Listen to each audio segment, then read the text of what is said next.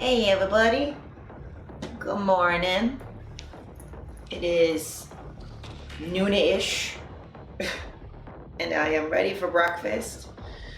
Hope everyone's doing well.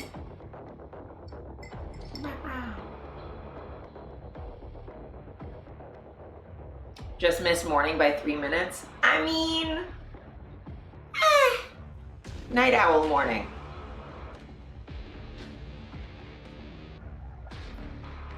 Cause like, time zones don't exist, so it's 6 o'clock p.m. Yeah. Yeah, no, welcome in. If you're having breakfast right now, you probably need to fix your sleep schedule or something. Or like, eat earlier. It's fine. I have an ice cream sandwich on my balcony. Heck yeah. Or you're on the West Coast. No, note's saying it's 6 p.m. I know note's in Europe. So if he's having breakfast, he's having the time.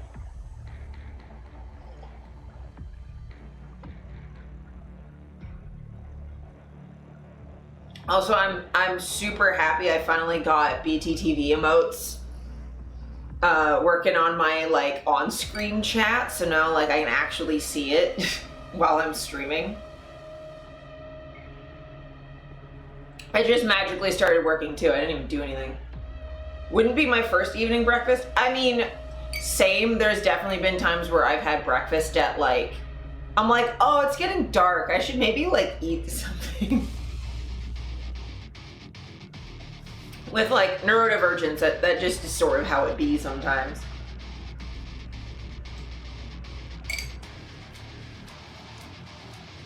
And you just forget to eat for a while. I had to, once my gastroparesis got bad though, I had to like figure out eating in a more consistent schedule than that. Also chat, how do you like my glasses? They're new. I have like photosensitivity problems, so I have glasses now. So I can see during the day without wearing sunglasses, because I mean it's like kind of overcast today, so it's not like that bad. You look like a cool bean with them. Thank you. Thank you. I'm not used to like my face with glasses on, but I like them. Took me a while to pick which frames I wanted, because it's the downside to having all of the genders is that I need glasses that work with all of them, because I don't want multiple pairs. So yeah, I like them. They're like, they darken everything to a point where I can like look at stuff, but not so much that it's hard to see my phone. And we picked a color tint so that like everything still kind of looks normal. Everything's like a little bit more like slightly yellow shifted, but it's not so much that like I can't see blue. Which is good, because blue is my favorite color, and it would really suck if I wasn't allowed to look at it anymore.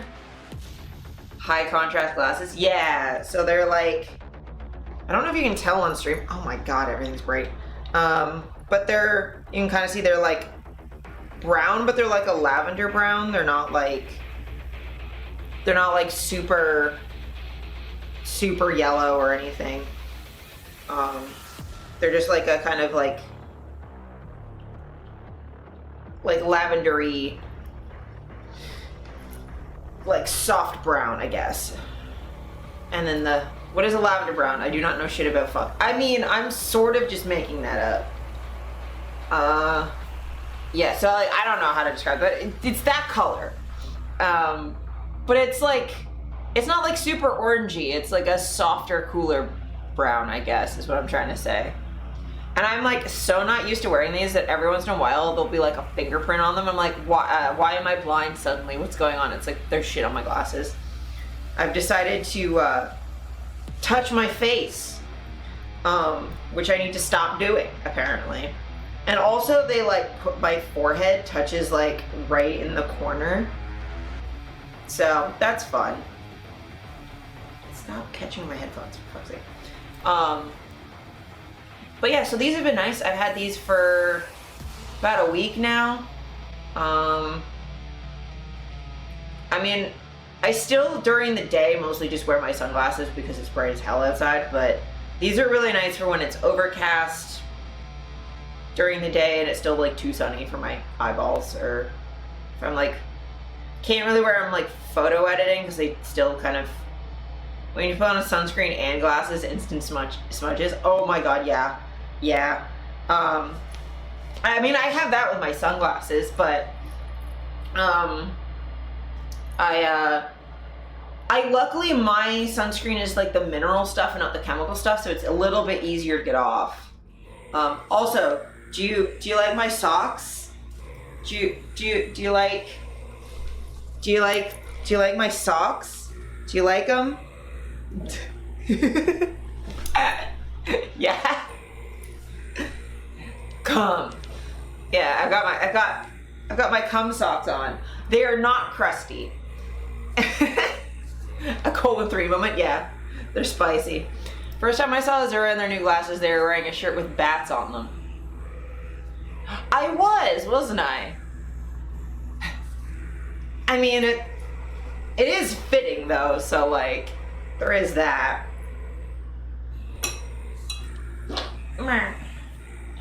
Cookie dough. Breakfast.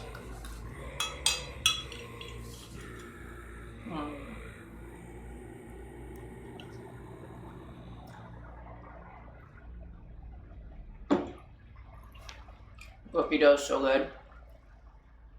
Though that reminds me, and I promise this will tie back in.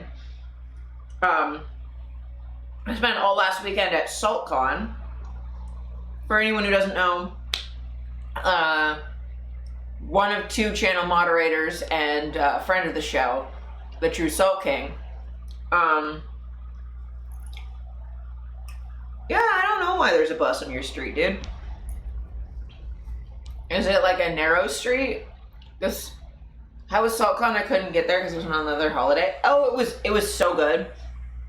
So True Salt King, for anyone lurking who doesn't know him, was hosting like a convention for his Twitch community here in Toronto over the weekend, and it was rad. We had a bunch of events. I don't normally drink, but that's maybe the most drinking I've done in a while, to the point where by Sunday I was not feeling very good. And then like, I think we were all like just exhausted by Monday. We were doing like a board game cafe thing, and we were all just so sleepy. But yeah, it was really good. I did most of the events. I think there's only one I missed. But yeah, it was a really good time. The first day was like a dinner meetup, and then we went to an arcade bar. Second day was a picnic on the island, which was just so nice, so relaxing. We just like sat in the grass, like hanging out and eating snacks. And then we went to karaoke. And then third day was a tour of like, not like normal tourist spots in Toronto because it's expensive as hell, but like fun spots like Sonic Boom and Kensington Market, like the sorts of places that are like really cool that like locals go to. So that was really fun. I didn't go to that. That was the one I didn't go to because I'm like, I can do that on days when I'm not tired. And then in the evening we went to Off-World Bar, which is like the best. It's one of my favorite places in the city, Off-World, and it's like sister location, Stormcrow. They're like nerd themed, like Stormcrow's like a restaurant sort of vibe, like pub thing out of like old Victorian house, and it's got like themed rooms and like nerd themed like food and drinks. And then Off-World is like a sci-fi themed cocktail bar, and oh my god, the drinks are incredible. And they have an all-new food menu, which is nice because before it was mostly just like pub stuff, but now it's like full-on cocktail bar stuff. I had like steak, like they're little cut-up steaks, but like I had steak. It was really good. And then they have like truffle fries. It was like so good.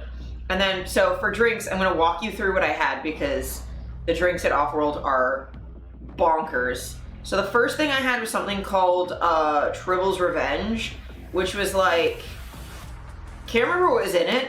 I just remember that it comes with like a giant thing of cotton candy on top, and it's kind of like, it's really good cotton candy, but it's also slightly spicy.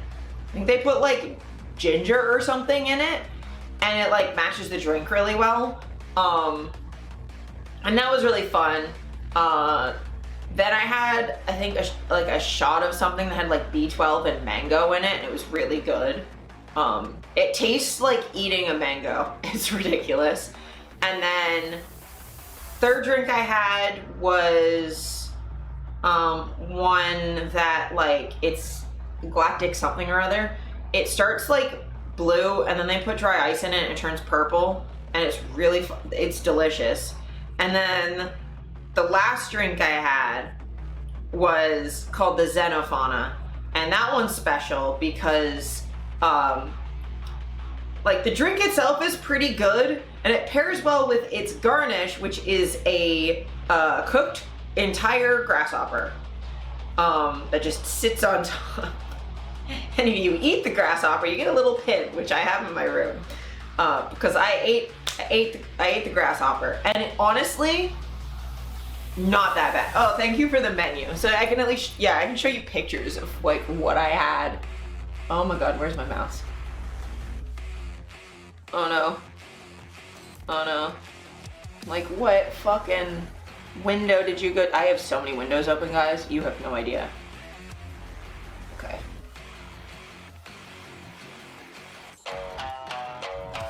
No, please don't play random music.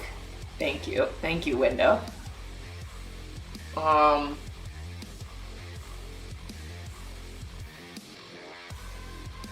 my god. My computer is being an asshole. The new Windows update, not my favorite. I'll just be brave and say it. Not my favorite update in the world. Okay. So I just touched my glasses. There's a big smudge on them. So yeah, so this is this. Where's the food?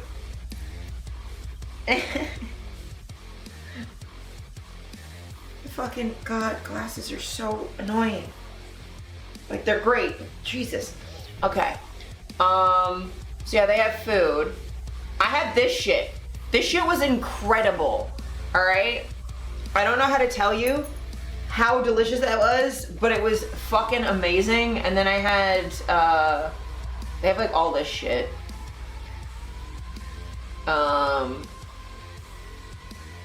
All this stuff. This was so good. It was so good. If you click the picture, it goes big. I know. But like, and then they have dessert. I didn't eat any of this. But,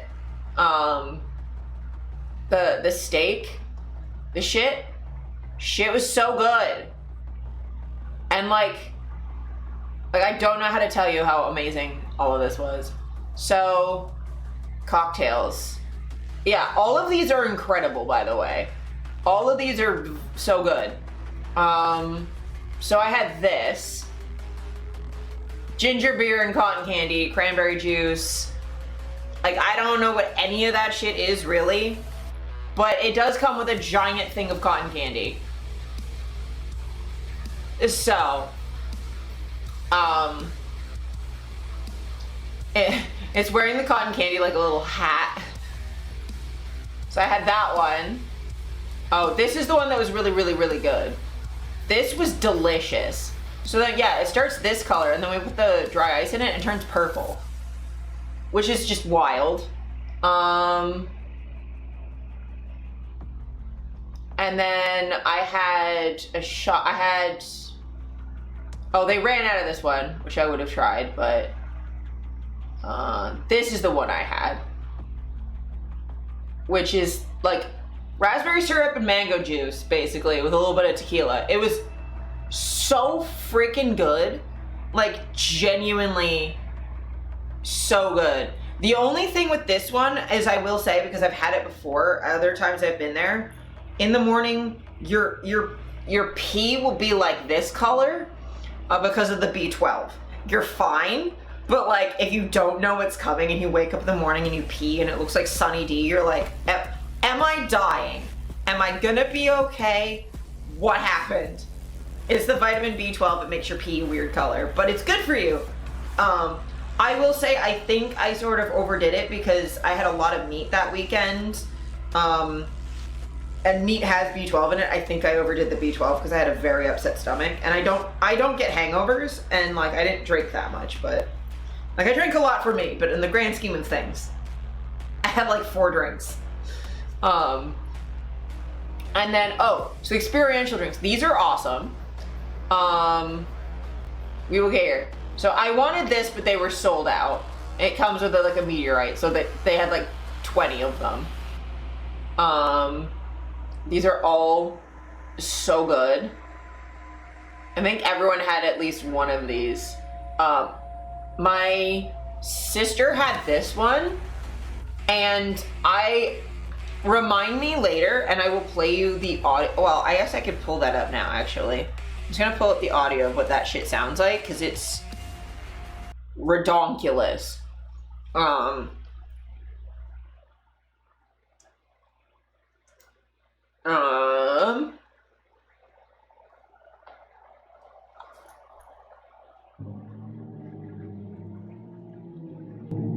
So this is what plays, which is the black hole at the center of the Perseus galaxy. It just plays this. It just plays this while you're like on headphones while you're drinking your drink. Just this.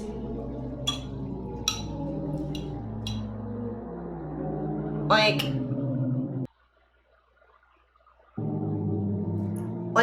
it's just on a loop. You're just listening to a black hole.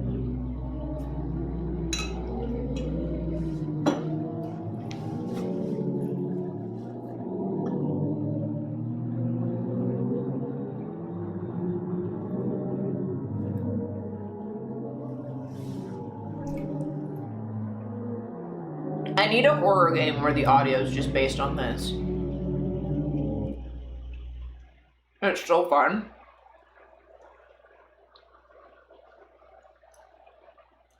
But yeah, like, so my sister had that. A bunch of us had this. So, a thing I have to say is like, the drink and the grasshopper, that audio used a bass boosted me, yeah. The drink and the grasshopper pair together really well, which like doesn't make a lot of sense, but like it just does. And they also, so they serve it to you, and then they sprinkle some more cinnamon on it, and then they torch it. So there's just like fucking sparks everywhere for a second, and you're like, all right. But it's genuinely really good. It's like a little nutty, a little spicy. The grasshopper itself, obviously, content warning for anyone who doesn't like bugs, but little buggy. The texture of it, not bad at all. And like tasted pretty good. Oh, your laptop crashed? I'm sorry, No Pass. We're talking about me eating a bug. But yeah, the bug didn't taste bad. It mostly just, because they torched it, it mostly just tasted of like, charcoal. It was pre-cooked. It was cooked grasshopper. God, if it was alive and drowning in my alcoholic beverage, that would have been awful. But no, it's cooked.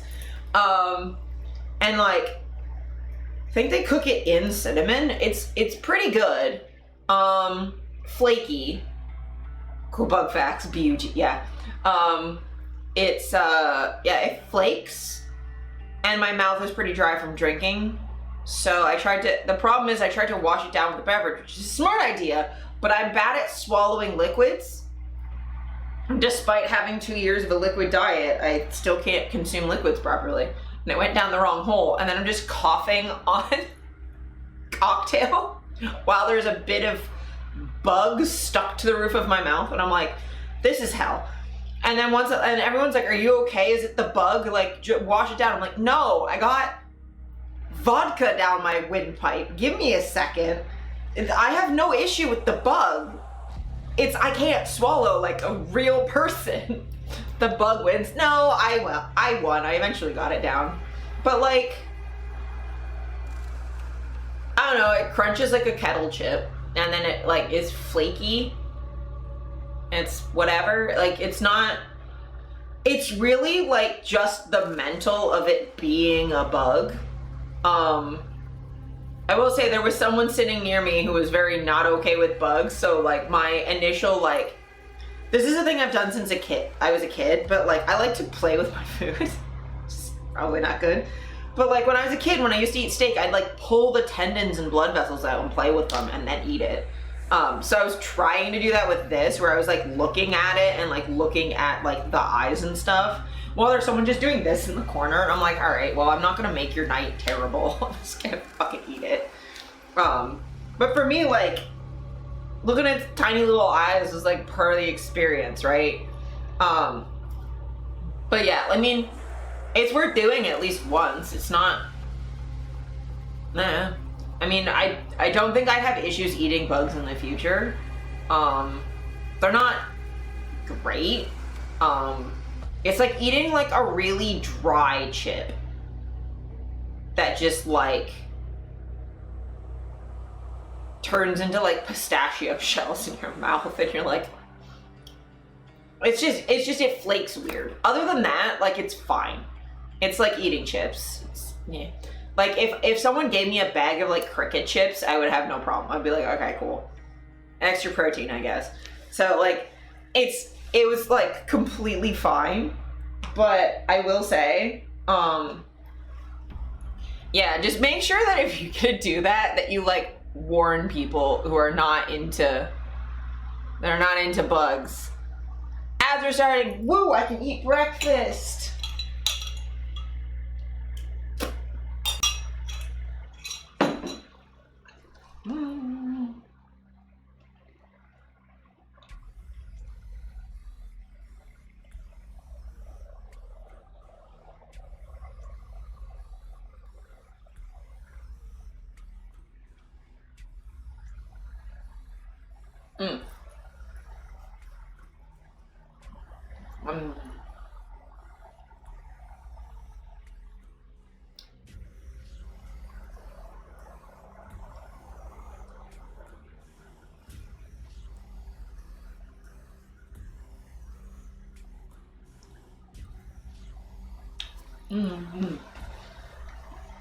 You just got an ad for bug spray. Oh my god, that's so funny.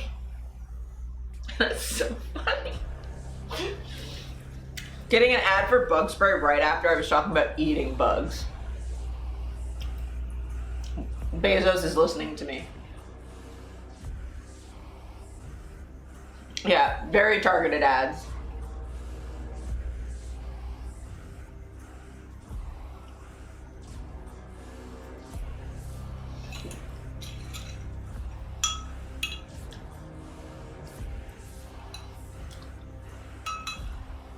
Yay, no more ad.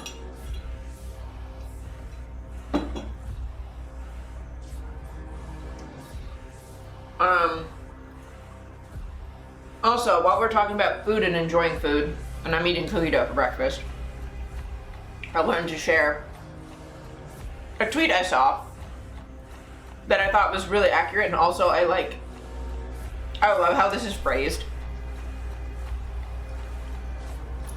healthy zucchini brownies. Did you know that our lives are short and beautiful, and someday they will find your bones and no one will be able to tell from your skeleton what sweetnesses you stole from yourself? Like, I love the, like, no one will be able to tell from your skeleton what sweetnesses you stole from yourself. That line goes so fucking hard. But yeah, this is definitely how I approach food. I also hate that they had to put a caveat at the, like, afterwards being like, you're allowed to enjoy zucchini brownies. This is about recovering anorexia. From your past, and like being encouraged to eat things. Like, fucking God. Twitter is one of these places where if you say you like pancakes, someone will ask why you hate waffles. It's like, that's not the sentence that I said, actually. Yeah, I gotta start saying bank and financial a bunch to get a better paying ad. I mean, maybe bug spray pays well. But yeah, like, a thing I will say as someone who is currently in the process of trying to lose a little bit of weight, primarily because more weight is harder on my joints, and also I don't want to have to buy new clothes, and my clothes don't fit as great, and I want to be back towards my goal weight. Like, there's nothing wrong with being bigger. I will always have a giant butt. That is fine. But like, I had this very weird yo-yo relationship with food where with my gastroparesis, when it was at its worst, I had to eat. I had a very, very restricted diet, like only a couple things I could eat, and I had to eat every time I wasn't like so stuffed I was ill. Like, the minute I could put food in my mouth again, I had to immediately put food in my mouth. And that's a very not great relationship to have with food. To have just to have heavily restrictive diet on its own is like, you just start thinking of foods as like bad, which is not healthy. And also, like, not having hunger cues and just having to constantly eat all the time means that, like, I don't know how to just sit with being hungry, because I never truly felt, like, I felt what I thought was hunger, which was getting like really low energy, really dizzy. Like, I felt sick, but I didn't have that, like, I even would have like this gnawing sensation in my stomach, which turns out that was just acid. That wasn't like actual true hunger. That like weird painful cue that you get to tell you to eat, I never had that before. So now that I get that, it's very confusing. So to go from that to like, when I like had recovered from gastroparesis, like that's how I got a little bit more weight than I would have desired. That and recovering from surgery and not being able to move.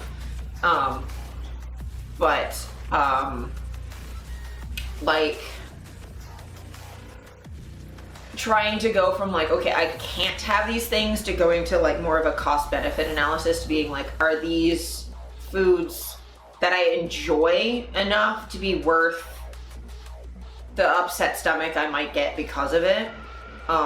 And sometimes the answer to that is yes. Sometimes I just want to eat something and it doesn't matter if it's gonna make my stomach hurt or it's gonna slow my digestion down a little bit. I'm doing well enough that I'm not gonna die if I eat like an apple pie. If I eat a whole apple pie in one sitting, I might get really sick. But if I have like a slice or two, I'll be fine.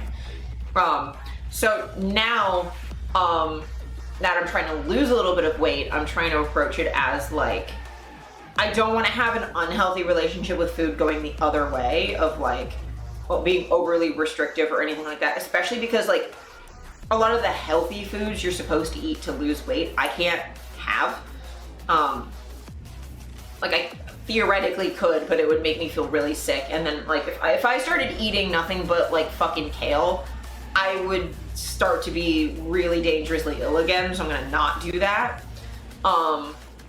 So like, my relationship to food right now is basically like, I can eat whatever I want, as long as it's something that's I enjoy and is not gonna cause detrimental health effects. And like, this is something like I will feel, like if I eat a piece of broccoli like this big, I will feel horrific for 2 weeks. Not worth it. If I eat like 3 apples and feel horrific for 2 weeks, I love apples, worth it. But like, I try not to deny myself any food that I want. If I have a craving for something, I will go get that food and eat it immediately. I never deny myself anything that I want to eat. If my body's like, I really want to eat that food, I don't sit there and deny myself. I get it and I eat it. I just have a small amount of it. And I'll like drink water before or after a meal to make sure that I'm not filling my stomach too much. But like, again, like my approach to losing weight, it's a reason why in the course of like, I started trying to lose weight a bit more than 12 months ago. And I have lost like 15 to 20 pounds, which is very slow. I'd rather lose it slow and still have a healthy relationship to food. So like, I never deny myself any food I want. I just either do like a portion control, or I'll have like a little bit of it and then I'll be like, oh, well, if I only have two pieces of chocolate today, that means I can have some tomorrow. Or like, if I want to eat the whole thing, then I eat the whole thing. But like, I try and like make sure my relationship to food is healthy as the first priority, and the weight loss is second. So like, I'll go for like walks and stuff, or like increase my activity levels, or but yeah, I never deny myself. Like, if I see a fucking brownie, I'm gonna eat the brownie. I'm not gonna be like, well, I have to have like a shitty flaxseed version of something. It's like, no, like, I'm eating cookie dough for breakfast. I eat cookie dough for breakfast every single day. Now that I'm trying to lose weight, I still eat cookie dough for breakfast every single day.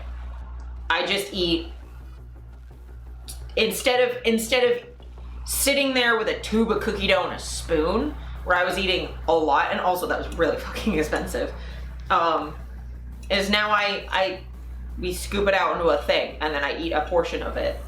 And partially the reason I have to like be careful with portion control is because because again, I had gastroparesis, I had to keep eating no matter what. I will just sit there and just eat and eat and eat and eat until my stomach hurts. And that's my cue to stop. I don't understand what full means. So, now we portion control, and I just stop eating when the thing is empty. But that's like, what works for me is not gonna work for everybody, but I will just say, like, never deny yourself something, because that'll just make the craving for it worse.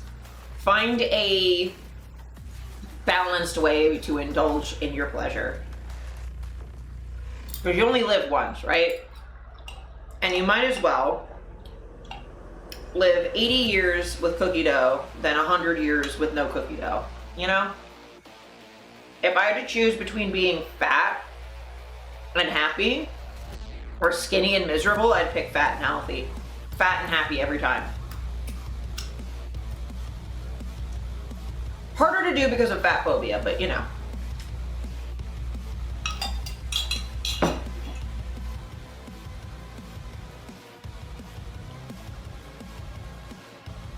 The world is cruel enough without denying yourself brownies on top of it.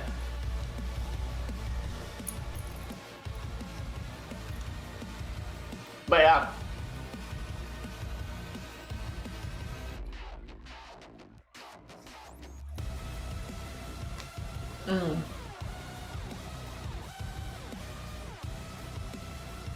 God, cookie dough is good though. Oh, also fun fact, cookie dough, the Pillsbury stuff, is now shelf stable, so it's pasteurized and you can eat it raw and it's fine. Not like I'd ever had fucking salmonella before, but you know. now it's not even a risk, so yay!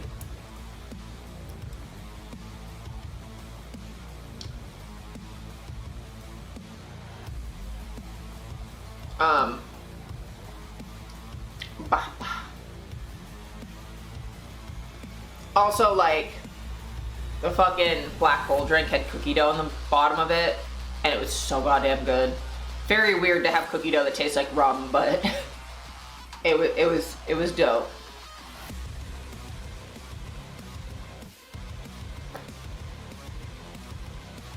Also,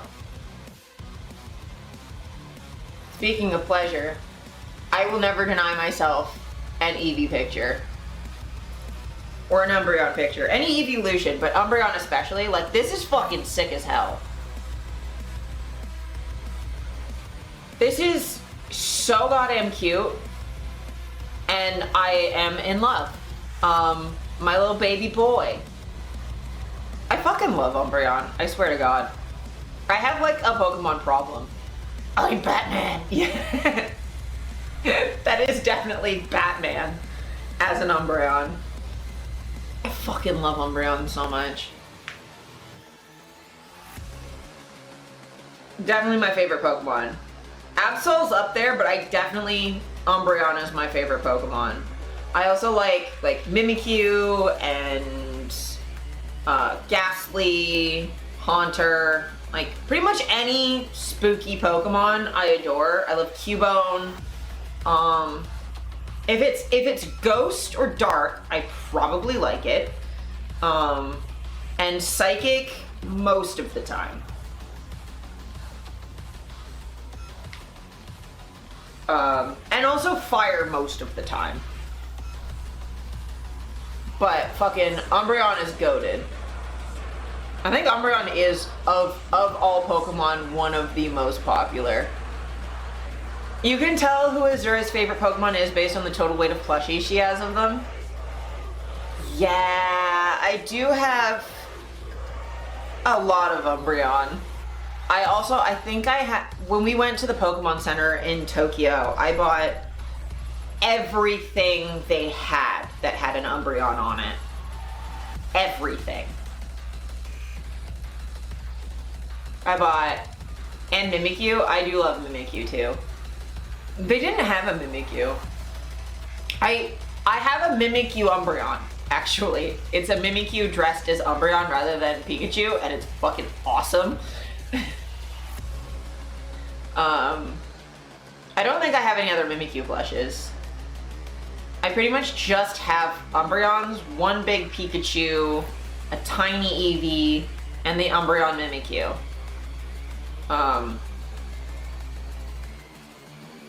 And that's all the Pokemon plushes I have are all Umbreons. And then again, like the Eevee is like this big. And then for pins, it's all like pins and charms, it's all Umbreon. And then like, I have 2 Cubones and a Haunter for like pins and charms. But again, mostly Umbreon. I'm very subtle.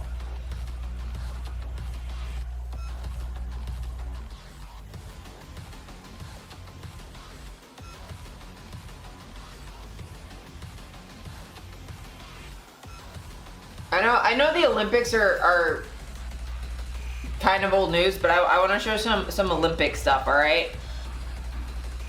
We're gonna do some Olympic stuff real quick.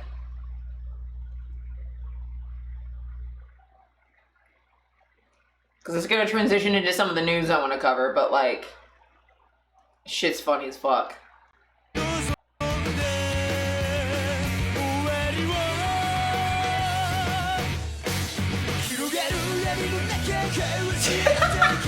Just imagine. Like, can you imagine Light from Death Note at the fucking Olympics? That's so fucking funny. That's so funny. Like, I love Death Note. Death Note's such a good fucking anime.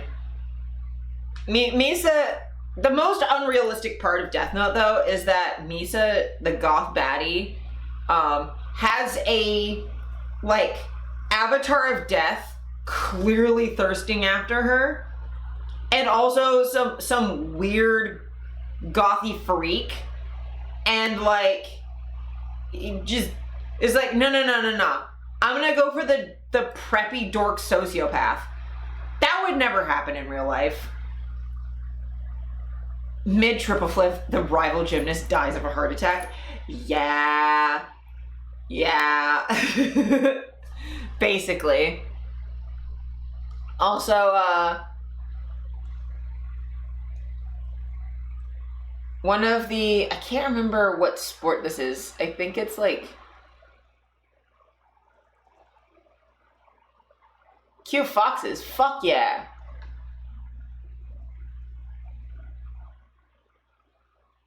I'm trying to remember what fucking sport this is.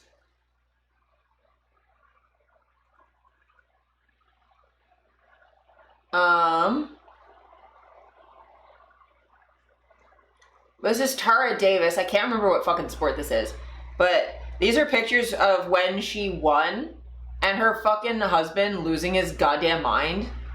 It's so cute. It's so cute. Apparently he's a Paralympian. So, like, I wish the best for both of them.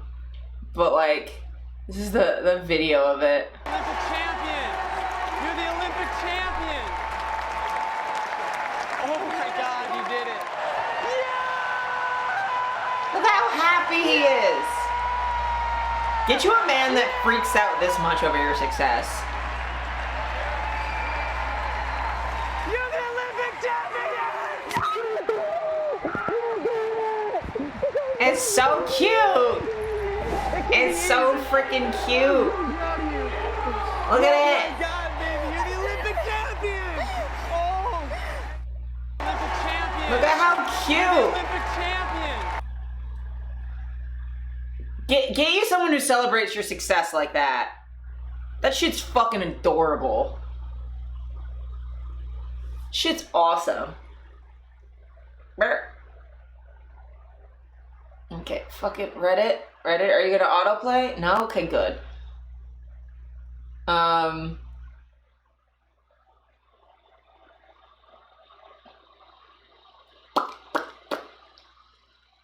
Okay. More Olympic stuff. I'm just like running through this shit.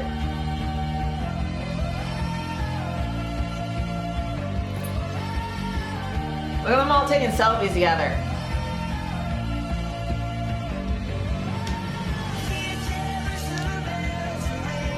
But like, this is what like sports competitions were like when I actually did them. Like, the parents would be toxic as fuck, but the actual competitors are like sweet as fuck.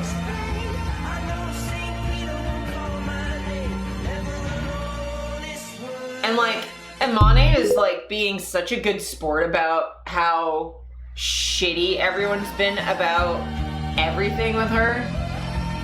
And don't worry, I'm gonna cover the lawsuit she has over the cyberbullying in a bit. But like, fucking Christ. Also,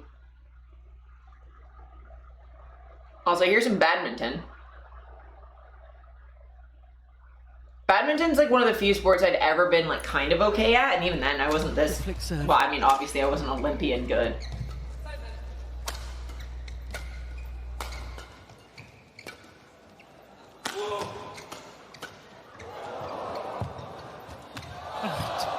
This is fantastic.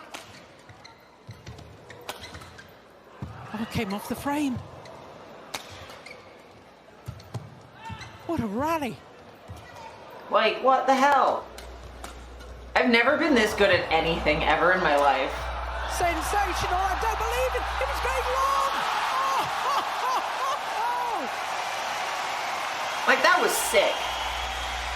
Well, without any shadow of a doubt, the best rally. Oh, Like, what the hell? I've also never cared about something that much in my life to jump like that.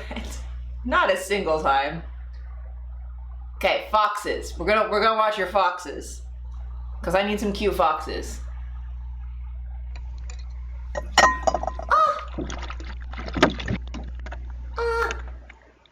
Oh, look at them. Look at them. Let me make it big. Look at them. Look at the baby. Oh, he's playing with a fly.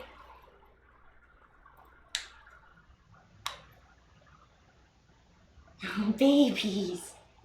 Look at them. They're so cute. Ah. Blam. Yeah.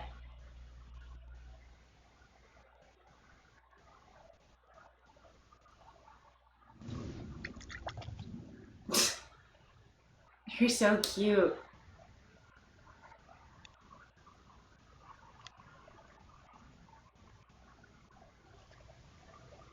Fluffy babies.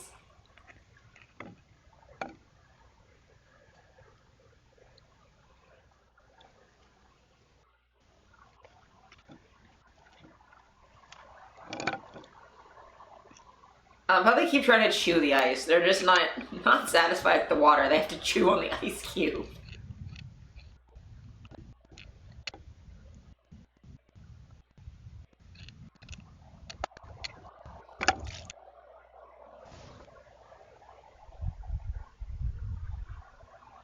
Look at them. Little puppies. Little fox puppies.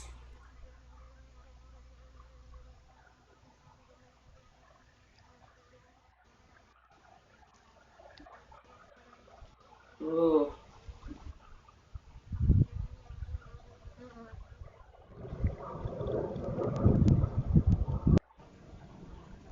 They're so cute.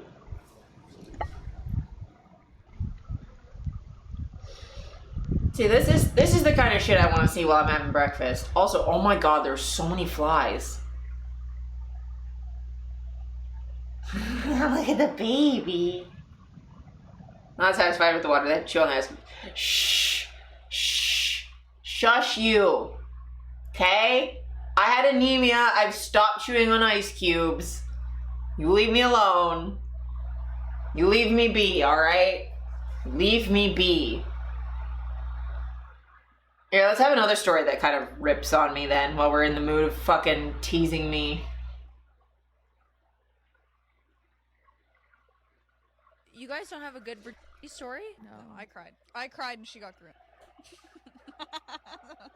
So both of our stories are really I was not good. 18, he was 28, and he started talking to me when I was 16, and he was my manager. And then Peach, he took my, ghosted me, and stole my Nintendo because it was at his house. My Nintendo 64 with all of my games and controllers. Her face. Whatever competition we're in right now, you win. Thank you. I needed Girl, that. I'm just gonna let you know your trauma wins right now. Wait till you hear about my mom. That's the most me shit ever. Now, can I just tell you, alright? So, I also lost my virginity at 18 to a 28-year-old. The difference is, this was not a grooming situation. We met when I was 17, but that was because we were both in University Frosh, so I was like, this is like 6 weeks out from my 18th birthday. And we were at like university events together. Like, I have a late birthday, alright? Dudes, I asked him, it was fine. But like, is it bad that to me the thing that would upset me the most if that had happened to me was stealing my Nintendo? I'd been like, okay, did you have to take my games though? But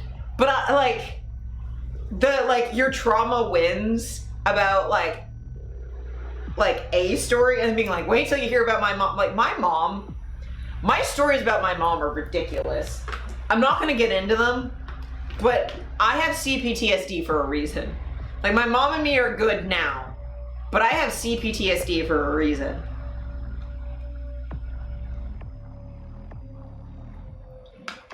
And I have CPTSD because my mom never got diagnosed with autism.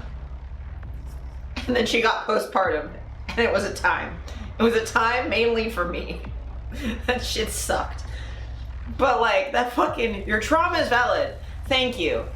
Wait until you hear about my mom. It's like the most me sentence I have ever heard out of another person that's never met me before. Like, Jesus. So, Steph, yeah, you could rip on me all you want about the ice cubes, but I had more of an excuse for that than the like weird trauma dumping bullshit that I do.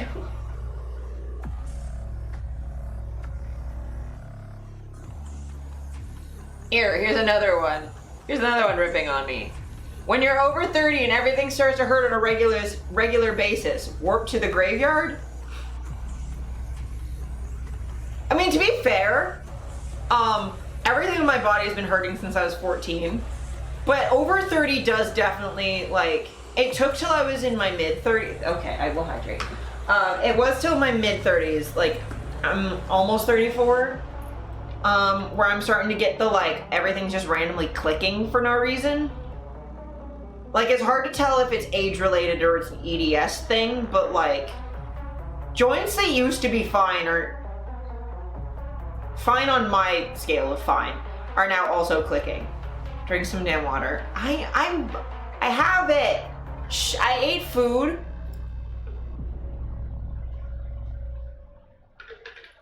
Oh my god, speaking of health issues and drinking water, should I update everybody on my fucking dental problems? So, get Link off the fucking screen. You don't...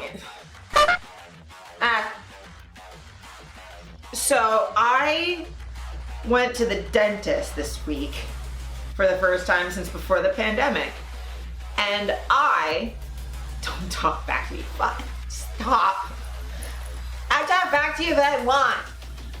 You can't stop me, you're off camera. I was gonna say you're not my real Tom, but you kind of are. But yeah, so I went to the dentist and I thought I was gonna be fine because every time I'd gone to the dentist, fucking Christ, okay. You made your point. Thanks for the Korok. Jesus. So since I was like a little kid until my last dentist appointment that I had before this one, I've been told like, I'm really good at cleaning my teeth. I have great dental hygiene. You know, you're always told to like floss a little bit more, but even that, like I've been sort of flossing. I've been getting good feedback from the dentist, all right? So I was like, yeah, I haven't been in 4 years, but it can't be that bad. Let me tell you, it was that bad. Fucking Bezos, please. I mean, I suppose this can pay for my really expensive dental care now, I guess, because, oh my god. Fucking luxury ass bones.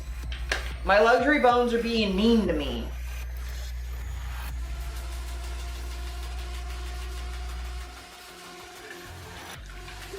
Oh, the ice water on my knee is so cold. It's so cold. There's no reason for it to be this cold.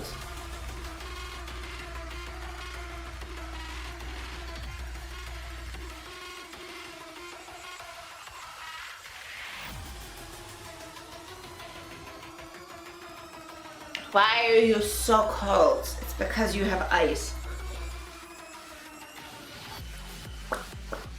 The fucking dentist, and like the thing is, I've always been good at cleaning my teeth. I've always taken good care of them. And was that enough? Apparently the fuck not. Apparently, it doesn't matter if you brush your teeth every day. Ads, could you please?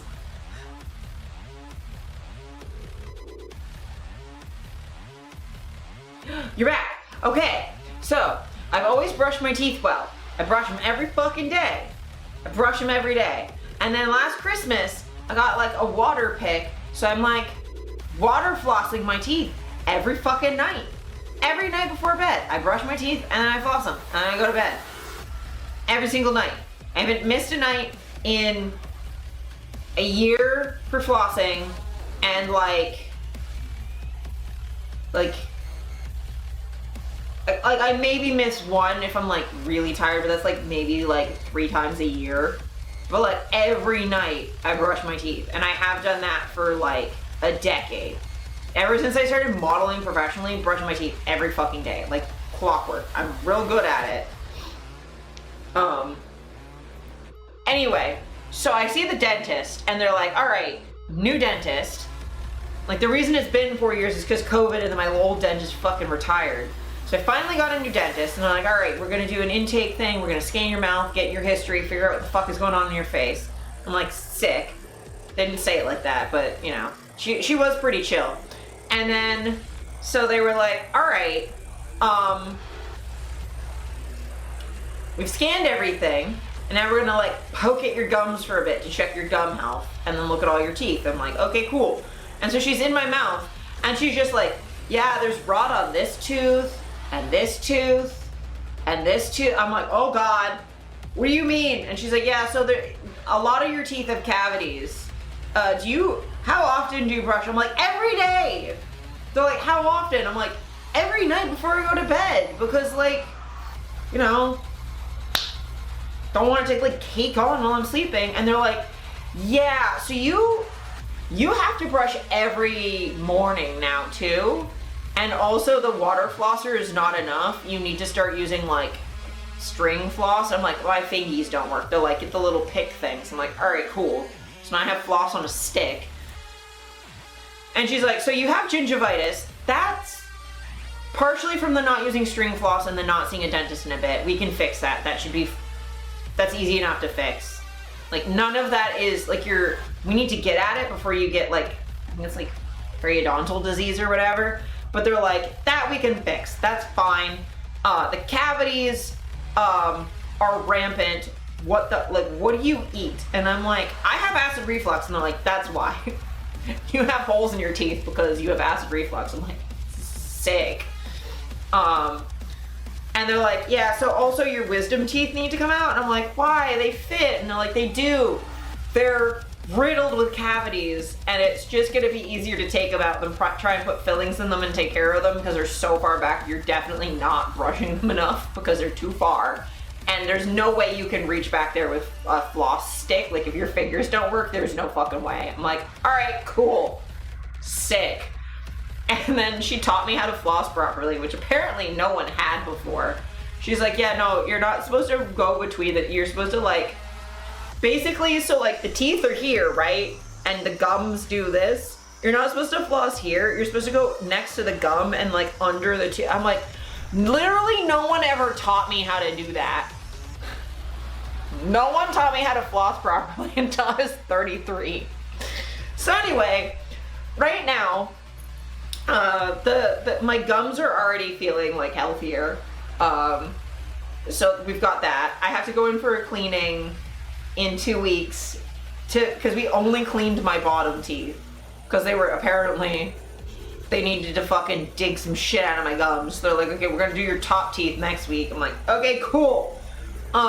So I have to finish cleaning my teeth, and then they want me to come in like every 4 months to have them cleaned because my gums need help. I have cavities everywhere. I had never had a cavity before this. And also the thing that cheeses me off is I have a filling in the side of one of my teeth from like a weird thing that happened. It's a whole story. I didn't have a cavity, but it's been slowly, the glue on the filling has been changing color, and I've been concerned about it. Turns out that's a massive fucking cavity. And I've known the whole time something was wrong with it, but my parents wouldn't take me to see the dentist, so I had to pay $500 to be told there's fucking holes in my teeth. So I have a bunch of cavities get filled. I have to get my wisdom teeth removed. And then I think I may have mentioned in the Discord that I want to get permanent fangs. And this dentist is like, that is cool as hell. We've never been asked that before. We can definitely do that. However, it's currently impossible with your teeth because your dad joke me, yeah. Because your canines on the top and the bottom like touch. So they're doing this. So we can't make this longer if it's already hitting the, like they're too to get, so we need to move this backwards, or like move it so it's out of the way of, so you can, because normally they're not supposed to do this. They're supposed to go past each other. And I'm like, fucking sick. Because the reason that they touch each other is because my orthodontist 15 years ago decided to move my front teeth back for no reason.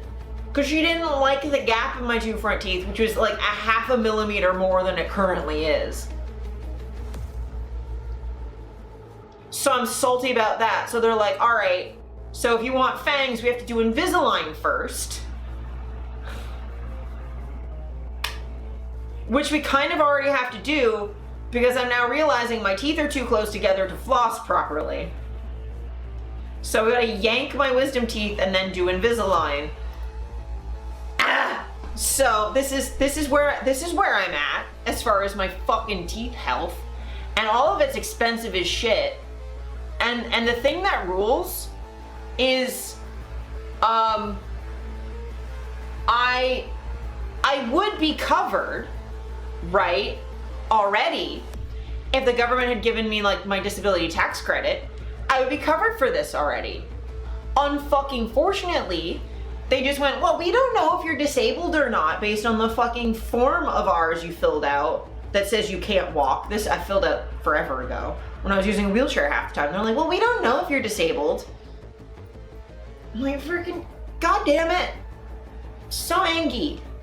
But no, instead it'll be covered next year. So, but luckily my parents have offered to cover stuff for the foreseeable future until, I mean, they're not gonna pay for the fucking fangs. I'm not gonna ask them to do that. But the like cavities and the cleaning and the wisdom teeth removal, which I have to find a time where I can get my wisdom teeth out and I can take like fucking 5 days off to recover. Because I can't model if my face is swollen, and I can't see clients if I have holes in my teeth. So, also, Steph, how fucking dare you? How dare you? How dare you do this to me? I'd bite you, but A, you're over there, and B, my teeth are liable to fall out of my face. Fucking... God damn it. I told you it was dad joke. Well, you did warn me. You did warn me. I'm so upset. I'm so upset. Oh my god, my shoulder.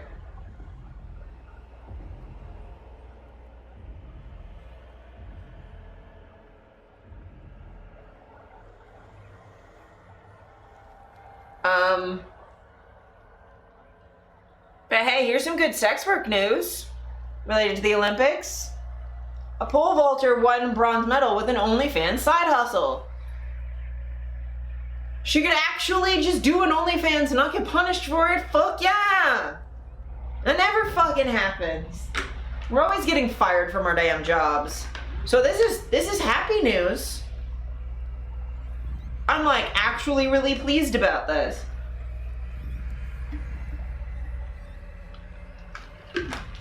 I'm gonna be less pleased in a minute when I cover some more stuff. Wow. Hello! Oh, hi Lucy. Welcome in. Hello! It's time for another Infinidagger adventure. You have kitten now? Yay! Give Kirby some pets for me. Give Kirby some pets. From one cat to another. I gotta come visit. I gotta come visit the kitten. Show Lucy the cursor. Hi Alice! Welcome in! Welcome in! Welcome in! Happy breakfast! Fucking...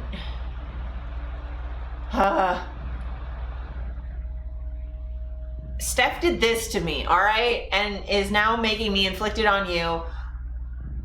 God damn it. Kirby is so cute, I can't stop crying. I need to come visit. Not to see you. Who gives a shit about my best friend? I need to come see your cat. I want to play with your kitten so bad. Let me send you a video. Oh my god. So we're gonna do that, and then we're gonna cover some really, really fucking sick, nasty, awesome trans news.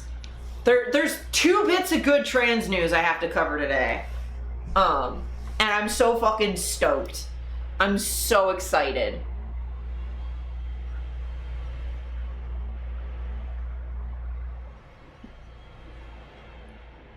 I'm so excited.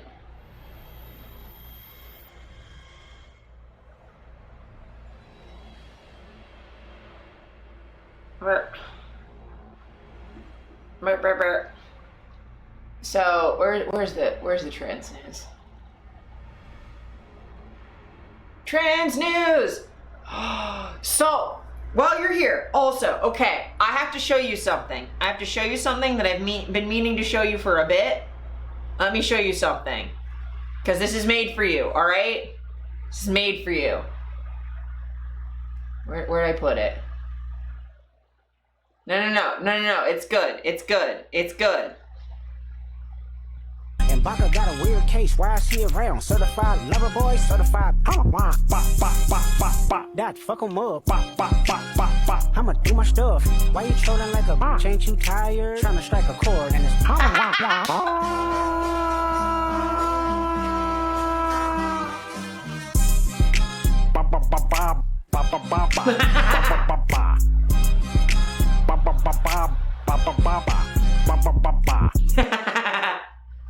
Do you see what I mean, though?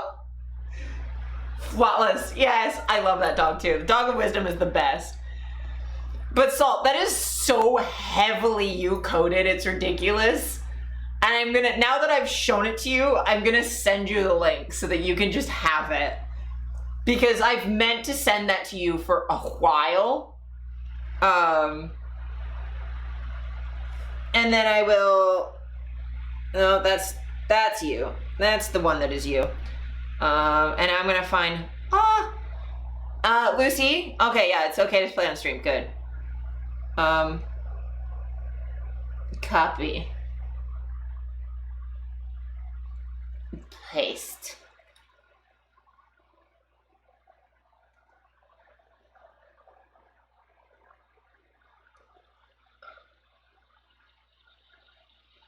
Okay, where are you gonna open?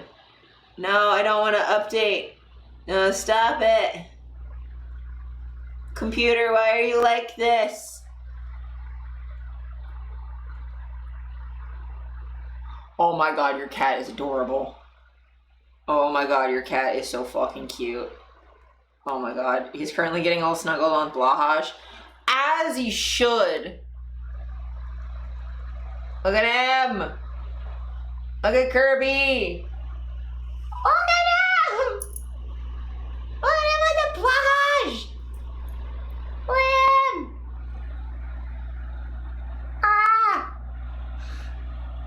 at him. Little tiny baby. That's just staying on my desktop is where that's staying. He's 2 pounds. Oh my god, what a little baby. Oh man. That's so cute. I might steal your cat.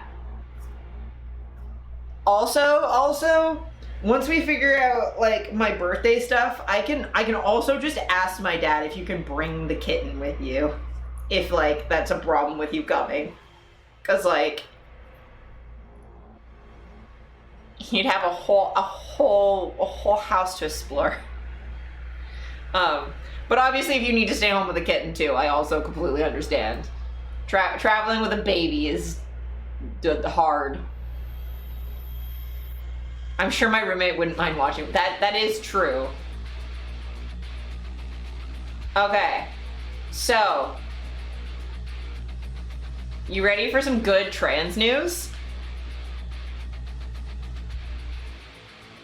You ready?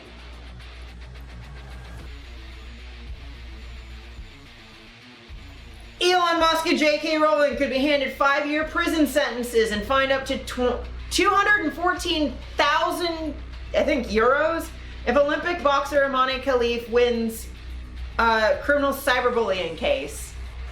Let's fucking go. Get fucking owned. That is pounds, which is even better. Fuck yeah. I normally don't look at the Daily Mail, but this is the only like actual news article I could see easily on Twitter. But oh my god, I hope they rot. Me too! Especially because J.K. Rowling is known for weaponizing the law to silence critics who point out that she's a transphobic piece of shit. Fucking sue me, J.K. Rowling. I'm Canadian. Just fucking try me. You're a transphobe. You're a bigot against trans people. Definitionally, suck my ass. Just try and sue me. I'm in another country, asshole.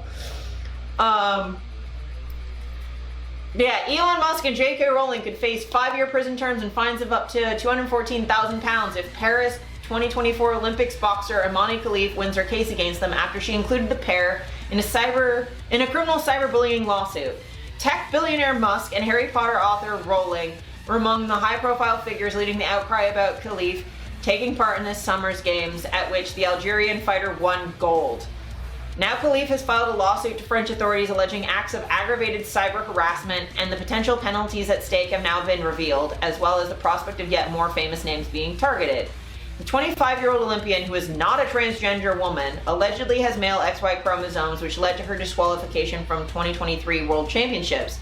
At the time, she failed unspecified gender eligibility tests administered by the now banned International Boxing Association, with the IOC instead taking charge of the boxing events at Paris 2024.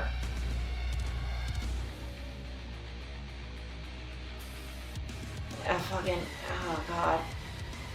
Her participation against women boxers at the games led to protests from many, including Musk and Rowling, as well as some of her defeated competitors, but also support from others who backed her right to fight. Nabil Boudi, the gold medalist's Paris-based attorney, has now told Variety Musk and Rowling were both named in the criminal complaint posted to the Anti-Online Hatred Center of the Public Prosecutor's Office last week. Possible repercussions for cyberbullying offenses in France are prison sentences ranging from 2 to 5 years and fines between 26,000 and 39,000. I guess that would probably be euro. If prosecuted as, or maybe pounds, I don't know. If prosecuted as online hate speech, the perpetrators could even be fined 64 to 214,000. Mr. Boudi said Khalif filed the lawsuit as part of her fight for justice, dignity, and honor. It was issued against Musk's social media network X, formerly named Twitter, which means it was filed against unknown persons according to French law. The lawyer explained that it ensures that the prosecution has all the latitude to be able to investigate against all people, including those who shared hateful messages under pseudonyms. J.K. Rowling and Elon Musk are named in the lawsuit, among others, noting that ex-US President Donald Trump would also be part of the investigation. Let's fucking go! Maybe not sleeping in a home infested with black mold will cause Rowling a change of heart. Oh my god. I'm so happy these stupid people are finally getting what's coming for them. Yes, getting like actual goddamn like consequences for their shitty actions. And Logan Paul, yeah. Oh, you're Kirby sleeping on Blahaj, trans ally. Yeah. Also, I don't know if anyone's seen, but J.K. Rowling a couple days, I guess like 2 weeks ago, posted on Twitter that she'd happily go to prison for her transphobic views. That didn't age very well. Also, since this lawsuit came out, J.K. Rowling hasn't tweeted anything in 8 days. She went completely radio silent. It's almost like maybe you should have shut up earlier. Said, what we're asking is that the prosecution investigates not only these people, but whoever it feels necessary. If the case goes to court, they will stand trial. He added that while this particular lawsuit was filed in France, it could target personalities overseas. Trump tweeted, so whether or not he is named in our lawsuit, he will inevitably be looked into as part of the prosecution. French prosecutors have now opened an investigation into Khalif's online harassment complaint, Paris prosecutor's office said today, without naming specific subjects. Yeah, her lawyer definitely told her to shut the fuck up. Exactly. Its Office for the Fight Against Crimes Against Humanity and Hate Crimes is probing charges of cyber harassment based on gender, public insults based on gender, public incitement to discrimination, and public insults on the basis of origin. The news came days after she took home the gold medal. She emerged victorious after enduring a widespread campaign in which she faced a barrage of questions over her gender. In one post on X, Rowling shared a photo of Khalif's fight with Italy's Angela Carini, accusing the Algerian of being a man who was enjoying the distress of a woman he's just punched in the head. Shut up, Rowling.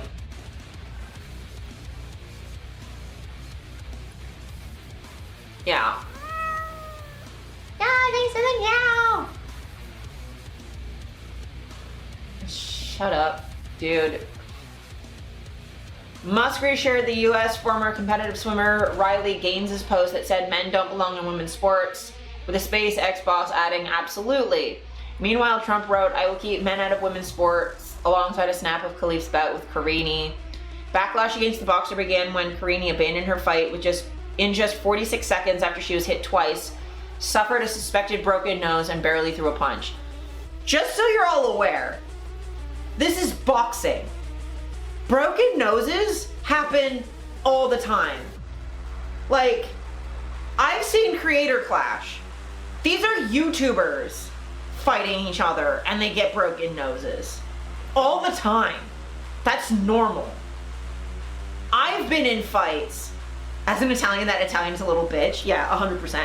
But like, I've been in fights and like in martial arts tournaments with like minors, you're pulling your punches, right? So like, you know, you're not actually, you're just getting close. And if it's not blocked, it counts as a hit if you pull it and stop here, right? So you're not actually hitting someone in the face. Most of the time, if it's just sparring, you're wearing gloves. But if you're doing mixed fights where you're doing like strikes, throwing, and grappling, you're not wearing gloves. You're not wearing helmets. You're not wearing mouth guards because that's gonna be like a choking hazard if you're being thrown. You're in the punch people as hard as you can sport. Exactly. How are you gonna be Italian and not just punch back? Exactly. Like, it's because she knew she couldn't fucking win. But like, I've been in MMA as a child when you're pulling punches, right? And these are children. These are fucking middle schoolers going at each other and pulling our punches. And people would still get broken noses occasionally. I fucking broke a kid's nose because like he moved forward into my punch and I didn't pull it as much as I probably should have because we were kids. I broke a kid's nose. That happens. It happens. I would have gotten my nose broken, except mine can't break, it just squishes. But like, broken noses happen all the time. Shattered orbits. Getting knocked out, like passing out because you get rocked hard enough. Broken ribs. That shit happens all of the time in boxing. Especially like this level of competition when you're like the best of the best of the best, you're gonna be taking some heavy punches. Fuck, one of the streamers I watched was training with, or did like a sparring match with another YouTuber's trainer. Got a broken rib like a couple months back. Sparring, broken rib. Let alone in a fucking competition. Your nose is gonna get broken, it's boxing. So like, you know, people being like, oh, this poor little girl got punched. Oh, the poor little girl got her nose broken. Oh no. You're in boxing. That's how boxing works. And it's like, honestly, a little misogynistic to think a woman can't handle being punched in the face. She's a boxer. Her entire job is to get punched in the face and torso for minutes at a time. That's her job. Also, you don't want to get punched in the face? Hold your hands up. Learn to block. Sorry. Your job is to also block. You don't want to get punched. You block. Get better footwork. I don't know. It's not that hard. I say as someone who absolutely would not get in a ring with any of these people, but like, bruh, it's boxing. Trying to like concern troll about a boxer getting punched in the nose because she's a woman. Like, and you gave up after 46 seconds? How many times could you get punched in 46 seconds? Like, again, like, I've watched Creator Clash. These aren't even professional boxers and they can handle shit better than this. Like, what the fuck? The Italian then sank to her knees, beat the canvas in frustration, refused to shake Khalif's hand as she conceded the victory. Pretty sure it was one hit and she tapped. Yeah, it's because she sucks. Also, refusing to shake someone's hand is just bad sportsmanship. It doesn't matter if you're like, if you find out you're like majorly outclassed, you still shake someone's hand. I've done that when I was forced to compete when I used to do wrestling. Occasionally there'd be no one in my weight class because I was so small, and I'd be competing in the weight class above me. People would like rock my shit, and then I'd still shake their hand after. It's not their fault they're better than me. To the credit of the girl, she went on record after apologizing and admitting she was disrespectful. Yeah, but to the not credit of the girl, that was after days of fueling transphobic hate. Because there was already shit going down with like people being shitty to Khalif when she did that. Like, so to her credit, she did that on purpose. I just don't think she realized how extreme it would be, and also that it wouldn't be as popular, maybe, an approach, that she kind of looked like a little dumbass. But yeah, you're right. Right-wingers would never like acknowledge that she apologized at all. Like, for the nuance, yes, she apologized, but for the nuance, she never should have fueled as much of that shit as she did. And she like fueled some of that stuff for a while before she apologized. Like, I'm glad she did, and I'm glad she backed off, but Jesus Christ, I'm not gonna like...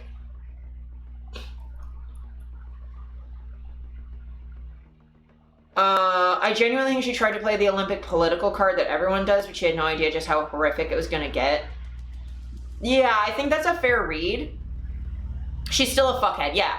Like, I think it's a fucked thing to do, to play the political card rather than just do your sport.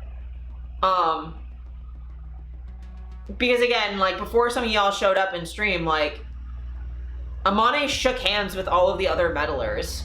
And people, like, they were taking selfies together. Like, good sportsmanship is above and beyond what, like, your goal should be as an Olympian. Like, you made it to the Olympics. Just fucking don't be a dumbass. It's not that complicated. Like, even if you get last place in the Olympics, you still went to the friggin' Olympics. Good sportsmanship is key when it comes to these sports, yeah. And, like, especially with something like boxing, like contact sports, because it's really, really, really easy for a contact sport to get ugly real quick if sportsmanship dissolves. Like, you know, it's important in all sports, but like, if you're gonna be shitty in badminton, that's not gonna go as bad as being shitty in boxing. Like, the potentiality for that bleeding into the actual sport part and someone getting hurt is much higher. This is far from the first time poor sportsmanship and political nonsense has marred the Olympics, but this one was particularly nasty with the global political climate. Yeah.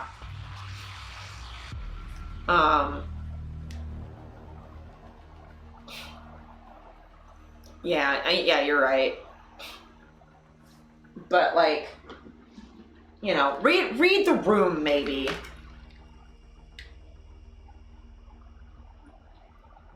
Did you hear about the breakdancing, though? I did. I've seen a bunch of it, too, and quite honestly, other than that Australian lady, the rest of the competitors were great. The Aussie woman sucked, but everyone else was actually genuinely good, and most of the competitors were, like, teenagers. She was, like, the only, like, adult competing, really, because most of the other adults were, volunteering to do, like, the adjudication and everything.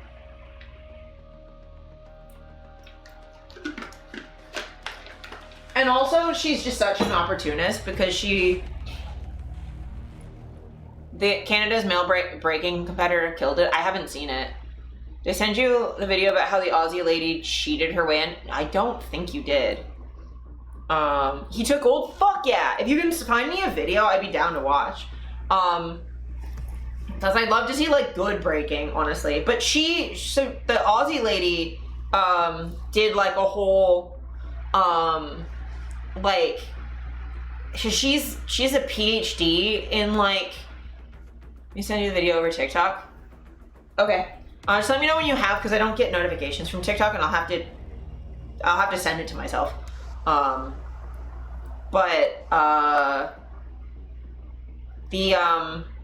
She had, like, written a whole thing about how it would be bad for the culture of breaking for it to be in the Olympics. The male breaking tourney was phenomenal. I'm sad the women's competition got turned into a social experiment by that lady. I mean, yeah, no, like, I saw, I think, I think it was the gold, like, the finals in the women's, and it was really good. It was, like, Japan versus something else, and, like, they absolutely killed it, and it doesn't surprise me that, like, the Japanese b-boys would be really good.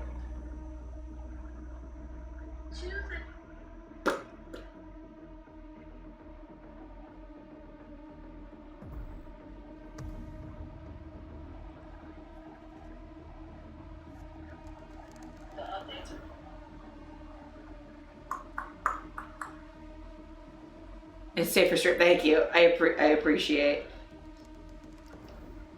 I just have to, like, send it to myself. But yeah, I'm gonna finish this and then I'll look at that. But yeah, it sucks. It sucks that she, like,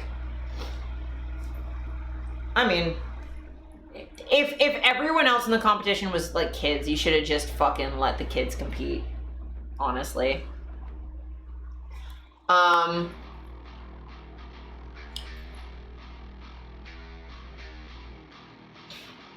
Lighthearted Pokemon, hell yeah. Olympic bosses doubled down on the decision to allow Khalif Taiwan's Li Yuting to compete after they were disqualified from the 2023 championship. Shortly after the event, IBA had their status stripped by the IOC over governance issues and alleged corruption. Every person has the right to practice sports without discrimination, which also attacked misleading information about the two female athletes. The IOC is saddened by the abuse the two athletes are currently receiving. Yeah. Fucking... Don't be a baby. I mean, yeah, she did rock you right in the face, but also, like, your guard is terrible.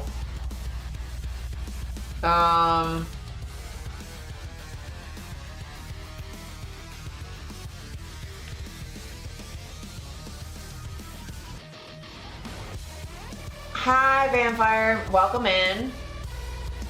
Some sports have limited the level of testosterone allowed for athletes competing in women's competition, while others ban everyone who has been through male puberty. Differences of sexual disorder are a group of rare conditions involving genes, hormones, and reproductive organs. Some people are raised as female but have XY sex chromosomes and blood testosterone levels in the male range. The IOC said the rules of eligibility were based on those of the Tokyo Games in 2021 and cannot be changed during a competition. I mean, fair. You don't want to, like, fucking change the rules in the, like, last minute, because that's not fair. But I think... Here's the guy from Canada, hard reading the second highest ranked seed during the semifinals. Okay, sweet. Let me...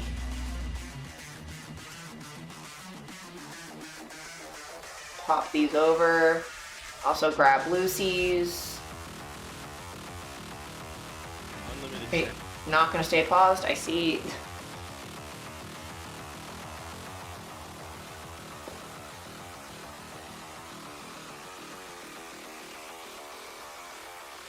Okay.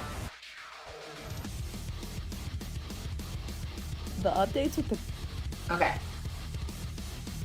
But aren't the fucking Olympics about finding the most genetically engineered humans to win these sports anyway? I mean, essentially, but only the men are allowed to have advantages. Women have to be demure. It's like, fuck off. I mean, we've covered this before, but essentially, like, to me, like, trying to separate things by gender into two buckets when that's not how biology works is always gonna have its flaws. But, you know, that's how it be. Anyway, I'm gonna let Imane talk a little bit. See what she has to say. لم أستطع التحكم في أعصاب بتاعي لأنه بعد الضجة الإعلامية وبعد الفوز كانت في نفس الوقت فرحة وفي نفس الوقت I mean, those subtitles are too small. تأثر كبير لأنه وش صار حاجة مش سهلة حاجة تمس كرامة الإنسان وهذا الشيء اللي Yeah, I don't blame her for being affected by it. Like, that was kind of the point, right? أنا نوجه رسالتي لكامل شعوب العالم أن يكونوا متمسكين بالمبادئ الأولمبية حسب الميثاق الأولمبي وابتعاد عن التنمر على جميع الرياضيين لأن هذا الشيء يأثر كثير قادر يدمر ناس حتى Yeah, don't bully. Wow, how hard is that? And like, J.K. Rowling and Elon Musk are fucking billionaires and millionaires, so they can like fucking suck it. Okay, first of all, Onyx would never roll a 1. Never ever. But this is sick. This is cool as fuck. Okay, let me pause the music while you look at D20 Onyx. But he is number 1. That is true. I think the 20 just doesn't fit on his face. I mean, 2-0. You could, but no, you're probably right. But this is still sick. This is it's D6s and D20. It's like all the different sizes. There isn't a D4 at the bottom. Can you come to a D4 here? This is really cute though. Rock and roll for initiative. Oh my god. So, we'll cover this.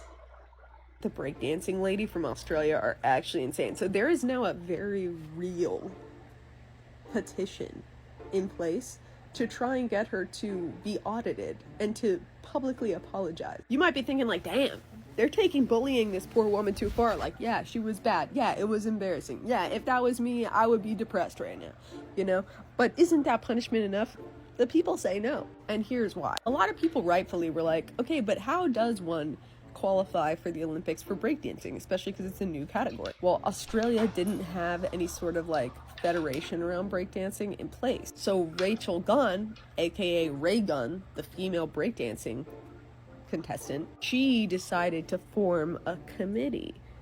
Because of her PhD in breakdancing, she was like, oh, like, I should get involved in this, I should get this going. And everybody was pretty much like, yeah, that makes sense. But then the judges for the committee were comprised of just her friends and her husband. And then she participated in the competition, obviously. More than that, there's this group called the NT Young Boys. They're from the Northern Territory of Australia. And they're like known across Australia, I guess, for being incredibly talented breakdancers. But she was in charge of deciding whether or not they got funding, which they needed in order to compete, and she chose to deny their funding. Additionally, there's 2 pretty famous female breakdancers from Australia, G. Clef and Holly Molly, and they were overlooked for the process, for the qualification process. And again, the people who decide who gets looked at in the first place is just Rachel, her husband, and her friends. So not only is this just like a clear-cut case of like weird nepotism, but more than that, everybody was like, how did she learn to dance like that, right? And you know, maybe she just doesn't got it like that, whatever. Except what I found out, which was very interesting to me, is like her husband is her choreographer also. So like the judge choreographed her dance for her place in the competition, and then was like, she had the best choreography. Also, she's my wife. But more than that, there's videos of him dancing online, and I don't think it's just a her issue, basically, like the style of dance, because he dances exactly like that. So it's not like, oh, she was given certain choreographed moves and maybe she's just not executing them well. No, she's executing them exactly the way that he envisioned them to be executed. If his dancing is an indicator. this situation has gotten so insane. And government officials came out and defended her right away, where they were like, she's the best breakdancer that we have as a country. Sorry, I can't do this. She's the best breakdancer we have as a country. And it's an unfortunate sign of misogyny that people are dragging her like this. We haven't seen something like this since Monica Lewinsky. No, so the government officials who defended her are now also being asked to issue a public apology because they were aware of this process and they let it slide. So now people are feeling like, that's wild. This is like a weird nepotism thing, and then you tried to get people to stop talking about how bad it was because you were worried that they would find out. Her husband was one of the main judges. That's ridiculous. That's wild. Why are white women? Also, she has a PhD in breakdancing as a white woman is also, like, kind of bonkers. Yeah, it's unreal. Like, I think I said this before. Absolute disrespect to the culture. Yeah. I think I said this before. I don't know if it was on stream or where. Just fucked if you studied it. So, white women studying a culture and thinking that makes her not only an expert in that culture, but a part of that culture, I have never seen demonstrated this blatantly. Because it's like Rachel Dolezal, like, thinking she's fucking black because she studied it or whatever. Or, like, imagine me thinking that I was a part of hip-hop culture because I, like, fucking a special interest deep dove like Kendrick Lamar and Drake shit for like 2 months. And I know a PhD is more than that, but like fucking still, I don't care how much you study a culture. If you're not a part of it, you're not a part of it. Like, I don't care if you like fucking study sex work and your second cousin like posted her sex tape on Pornhub that one time. If you haven't sucked dick for a living, you are not a sex worker. If your hole isn't online of your own volition in a way that made you rent money, you're not a sex worker. I even like, to me, even if you've done porn, if you didn't do it to pay rent, I don't consider you a sex worker. Because sex work tourists are a whole thing. You doing like 2 videos does not make you a sex worker. Like, if you didn't pay rent with it over a period of time, like, you're not a sex worker. You dabbled in it maybe. Maybe you dabbled your toes in it and went like, just because I took a programming class in school, made a fucking Pong game from scratch in Turing, and then got fucking Skyrim running on a MacBook, doesn't make me a fucking programmer. Because I don't do it for a living. I don't do it on a recurring basis. It's not something I can claim as an identity because it's not an experience that I have. Because to me, like, identities are based off of experience. Like, shared experiences, not about, like, doing the thing once. And like, if you've never experienced sex work stigma, if you've never experienced deciding whether or not to do a thing that you're kind of uncomfortable with because you need to pay rent, maybe you're a sex worker, but you're not one that I have anything in fucking common with. You haven't dealt with a man with a weird teacher kink, you're not a sex worker. I mean, I haven't, but I've had other things, but like, at the very least, like, if you want to identify as a sex worker, you need to have like, go back to my house guy, yeah. But like, if you want to identify as a sex worker, you had to have made money or rent or shelter or something in exchange for sex, whether it's a picture of sex, a video of sex, or doing the sex. Like, you're not a sex worker if you did it like if you just like went like and did a Girls Gone Wild video once, like 10 years ago. Like, that doesn't count. Because there's definitely been times I've been on set and there's like a tourist there and I'm like, I don't really consider you a sex worker. You're just kind of here. Because you think it's fun and quirky and gives you, like, cool queer oppression points. Like, I fucking hate it when queer community does that. When, like, gay folks think it makes them cooler to be a sex worker. So they'll, like film, a group thing with their polycule and then post it on Tumblr, and they think somehow magically that makes them a sex worker. Or they do an OnlyFans for, like, 2 months and they think that makes them a sex worker. It's not. Like, just because you have an there are plenty of people who have an OnlyFans who have posted boudoir who are not sex workers. Gestures at Markiplier. Like, Markiplier is not a sex worker. But, like, this is the breakdancing equivalent of that. You are not a breakdancer. You may have studied it, but you clearly don't actually understand what the fuck you're talking about. And, like, white folks, especially white women, do this all of the goddamn time. Like, fucking white woman yoga instructors drive me insane. Just say you're doing Pilates. On top of that, really not good at it. Yeah, well, and the thing is, if you're not part of the culture, you're really not going to be, because you don't get it. You don't get the fucking point. Also, like, same with sex work. If you're a tourist, I promise you, you're not as good at it as the rest of us who do it professionally. We're professionals. We actually know what we're doing. Like, you might be good as an amateur, but a good amateur and a good professional are not the same. I'm a professional. Yeah, exactly. Like, it's fine. Like, not everyone has to be a professional at everything. But, like, just don't compare experiences if you've never had the, like... It's, like, not the same. It's like me saying I'm a professional streamer. I'm not a professional Twitch streamer. I do this on the side. I don't have to deal with, like, all of the stuff that actual full-time Twitch streamers have to deal with. Right? Or, like, because I've done background acting occasionally, that doesn't make me a professional actor. Because, like, it's not quite the same. It was, like, a side gig.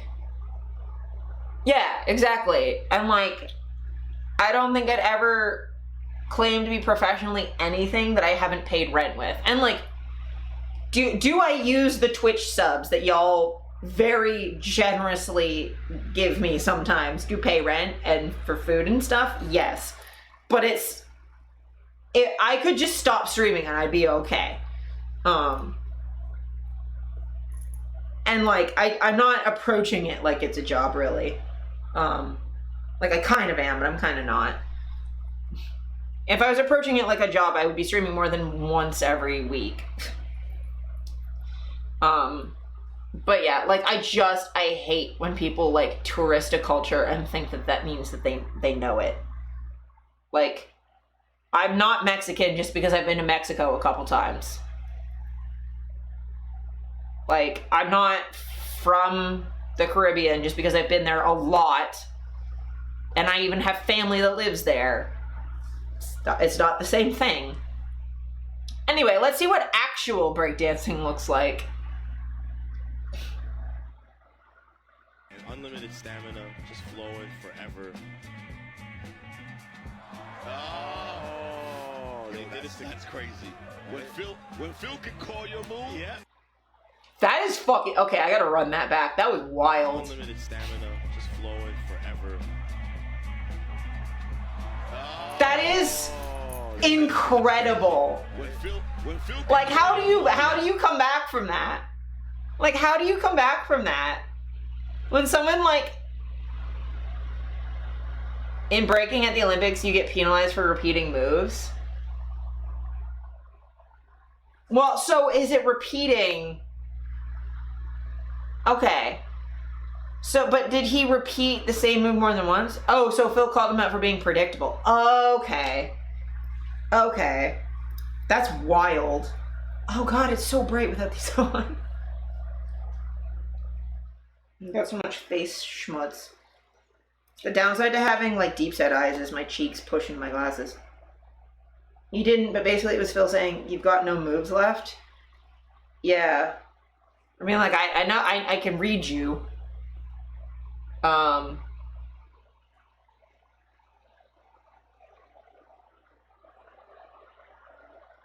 So more trans memes while I'm sitting here.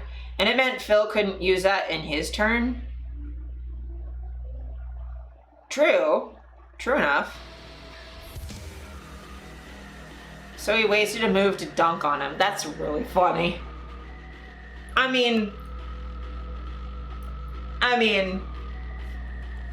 it's not quite Kendrick levels of hater, but it's definitely up there. That's really funny.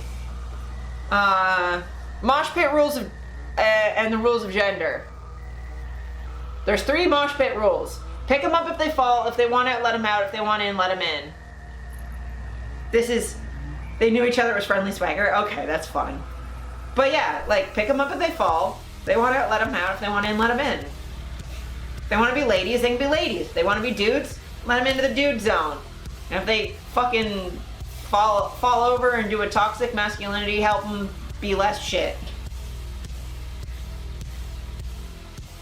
But this is literally like how gender should work. Like, genuinely.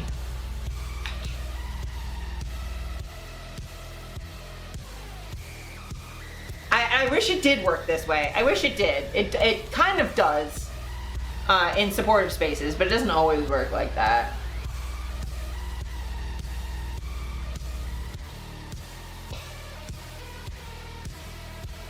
Yoink. Oh, Phil actually going off. Okay, sick. Let me pause the music again. Oh my god. TikTok is great on desktop because you'll click pause and then it'll take 2 beats and then it'll start playing anyway. I'm like, thanks. That's what I wanted you to do, actually. Kick it. Yes, you can. Wow. Oh. Oh, is he gonna hit the step? Over. Yo! Okay, that's kind of sick. He got it. It's a wrap. And he felt it. He knows he felt it. And Phil's smelling blood. Yeah, it's over. And the sportsmanship. You love to see it. You love to see it. That was so fucking sick. That was so sick. That was a gold medal performance. Yeah, that was awesome. I need all the non-binary and trans-masc people to come to the front because we're going to have a conversation real quick because you're the only person that's going to understand what I mean. If you have to think of me as a concept, a person who shows up in the world, think of me as a man. If you have no idea who I am, I'm a man. If you know me, I'm a trans man. In my head, I'm non-binary. If you're a man that I'm attracted to or you're attracted to me, I'm a man. If you're a woman, I'm non-binary. If you're non-binary, we're non-binary. As a person to myself, by myself, I am no one. But also, I am all things at once, but I am never a girl. Never a woman. Never that.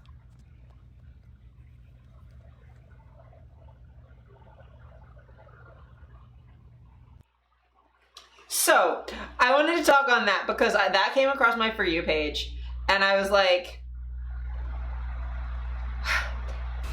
actually though, I am, because like, okay, I feel like everyone who is non-binary has a little bit of this, where it's like, okay, I'm like a dude, I'm a trans dude, I'm trans masculine, right? And then like to like other non-binary people, I'm non-binary. To like women, like I'm different than I am with men. And like with queer folks, essentially, I'm non-binary. And then with like other trans masculine people, I'm a man. with like, and like with non-binary people who like I'm in a relationship with, I'm a man. The gender code switching, that's what it fucking is. Like, but like with clients, I'm like, I'm non-binary, kind of pretending to be a girl. Like I'm kind of a girl, but I'm never a woman. But I'm like a girl, but I'm not a woman. I'm like, I'm not a kid, I'm a girl. It's different. And like, but if my clients are queer, I'm non-binary. If they're like, it's just so hard. And like, but yeah, I'm pretty much with clients, non-binary. With like queer people, I'm a trans man, I'm trans-masculine. And then like, but like with queer women, I'm non-binary again. But it's different. And it's so hard. And then when I'm alone, I'm just like, I'm no one and everything, but not a woman. And it's so weird to try and explain. Like, if you're not non-binary, I don't know if this makes sense. I don't know if this makes sense to anyone else. But when you're non-binary and you kind of like lean away, it's like you're different. In different contexts, you're different. You get this? Yeah. Because I feel like you're like the exact opposite. Like the 180 exact opposite. Because you're transing the other way. But we meet in the middle.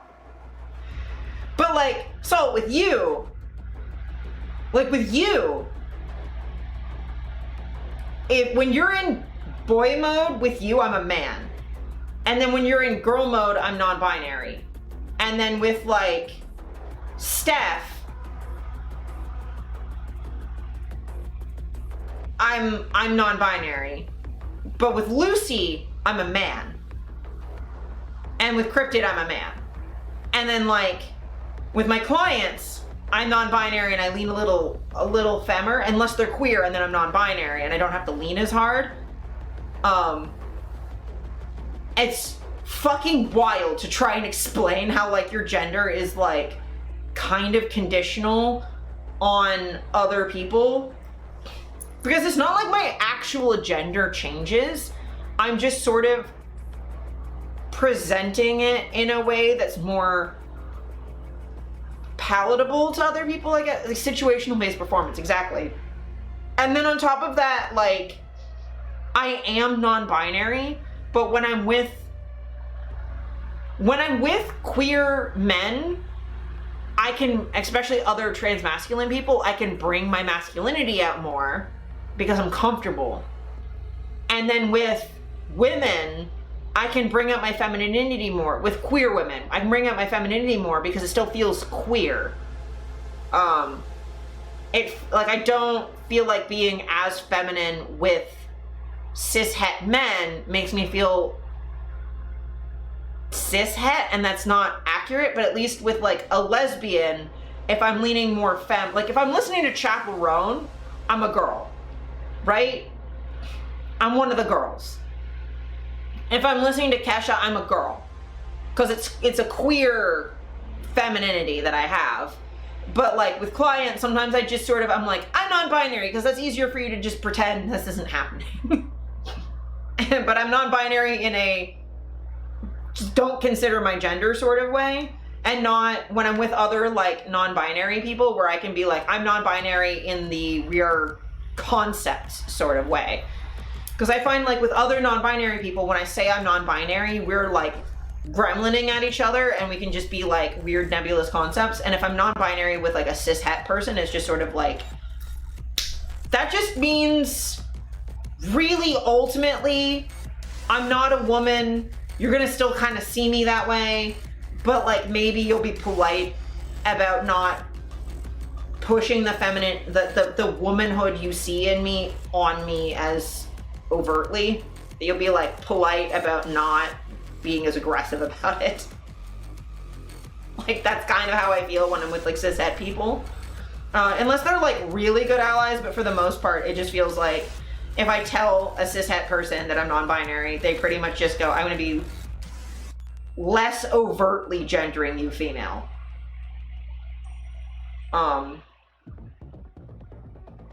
in a sort of polite way. And I'm like, it's fine, but like I couldn't be with a cishet person and be like, I'm a man, and have them understand what the fuck I even mean. Or if I tell them that, like, you know, my gender right now is like cyborg vampire, they'd be like, what the fuck does that mean? I'd be like, well, if I tell you my gender is beep boop, but with teeth, a non-binary person is going to understand that. A cis person is not going to understand what the fuck I'm talking about. But yeah, so I just wanted to share that because I'm like, is this just me and my For You page, or is this like, does other people get this? And then another like gender thing that came across, I think I'm almost done with the trans news stuff, but this came across my feed the other day too. Oh my god, please. I actually wrote a whole like paper on this in college, but my big thesis about yaoi is that it's not fetishizing gay men inherently, because it is not inherently about gay men. It is about women. Because yaoi is one of the few genres of media that is almost exclusively created by women for other women. At least people who are women for the time being. And it's women for the most time being popular goes in hard. Japan and the United States. Both countries that have very conservative sexual mores, and both countries where women's sexuality is deeply stigmatized. It is frowned upon for women to be horny in both countries. And the reason I believe that yaoi is so popular in these countries is because the yaoi boys are not literal boys. They're proxies for women. They're pretty, they're petite, they're androgynous. And so if you're a girl, or at least someone who's a girl for the time being, and you're growing up in a very conservative community, and your sexuality is deeply stigmatized, you are too repressed to just look at regular straight hentai, right? Or regular straight pornography, right? Because if you're looking at porn of a guy having sex with a woman, then you're imagining, ooh, I'm that woman. And that's too much, right? That's too guilty. You'd feel too guilty about, because then you're thinking about you know, having sex, and that's sinful. But if you look at porn of two guys getting it on, well, you can rationalize that because you're not a guy, right? So you're not either of them. You're getting off on it, which is bad, but, you know, at least you're not imagining that's happening to you. You're just thinking about them. But because the guys are androgynous, one of the guys is acting as a proxy for you. You know, because their gender presentation is relatively ambiguous, you can project yourself onto them while telling yourself that's not really what you're doing. But then if you stop being isolated and you get on Tumblr or AO3 or, you know, various fan fiction and fan art websites, and you start meeting other people who are into the yaoi that you're into, and, you know, you start talking to them about it, and maybe you start role-playing with them, well, now you're a girl, for now, who is role-playing as a guy who's having sex with a guy who is being role-played by another girl, for now. Which, when you think about it, is gay sex roleplay that is acting as a proxy for lesbian sex roleplay. Does that make sense? And so yaoi being an avenue for people to either come out as trans masc or come out as lesbians actually makes a great deal of sense. Because yaoi isn't just gay, it's queer. So, like, this I really like as a reading, because it being not gay, it being queer, is, like, a really important distinction to me. Especially because, like, he's mainly coming at this as, like, it's a proxy for repressed women for now, for being sexually repressed.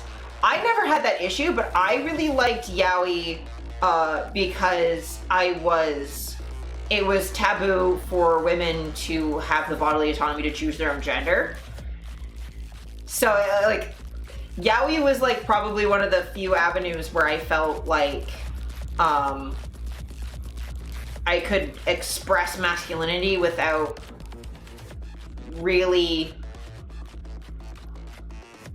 admitting to myself that's what I was doing.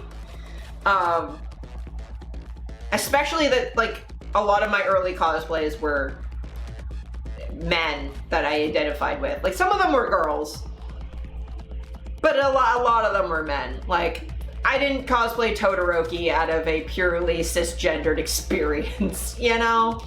And this is why it also frustrates me when people are, like, critical of yaoi as like sexualizing gay men or like objectifying gay men, because they're not real.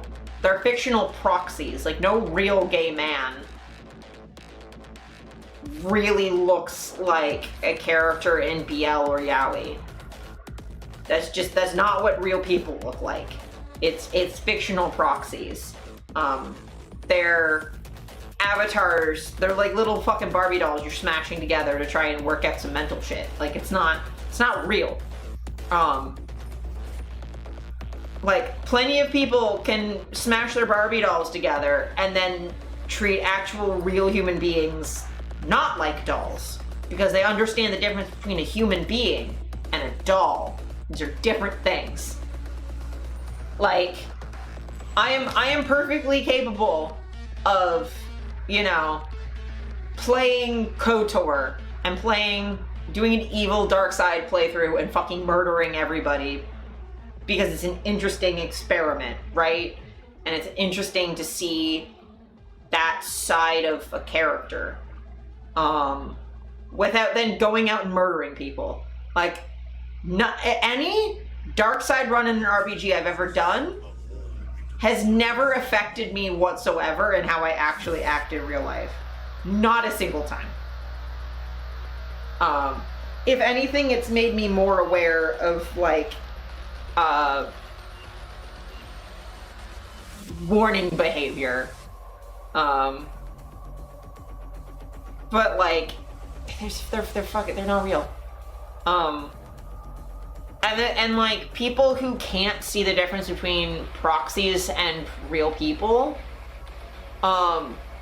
whether because they're actually starting to treat real people badly because of the proxies, or because they're treating real people badly because they think that people see the proxies as real people. That was a complicated sentence, but I hope you get what I mean. That, like, if you're looking at someone playing with dolls and you're mean to them because of the way that they play with dolls, you're an asshole. You're as much of an asshole as if someone was playing with dolls and then treated real people badly because of the way that they were playing with their dolls. Fucking wild hot takes today on the breakfast stream, but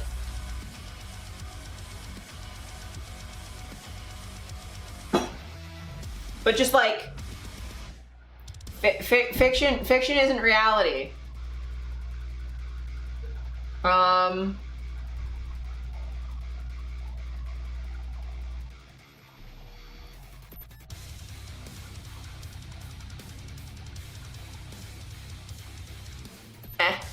It's a fruit fly. Fruit fly, go away. Fruit fly, I don't want you. Fruit fly, get out of my face.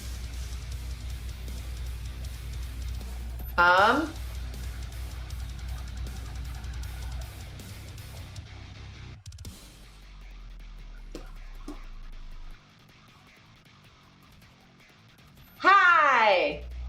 Welcome in, Okari.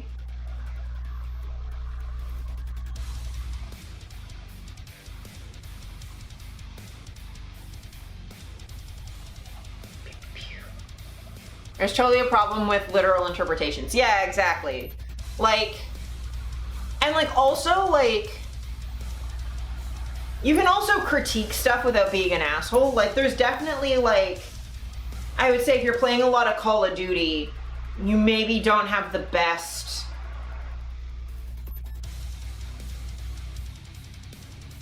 understanding of, like, issues in the Middle East. You maybe don't think of Muslims quite in a humanizing way, because those games came out during a massive dehumanization propaganda campaign about Muslim people and the Middle East, and are reinforcing that real life propaganda campaign, right? Or, like, you know, you could critique the GTA games for having you constantly murdering sex workers in a world where that's already normal.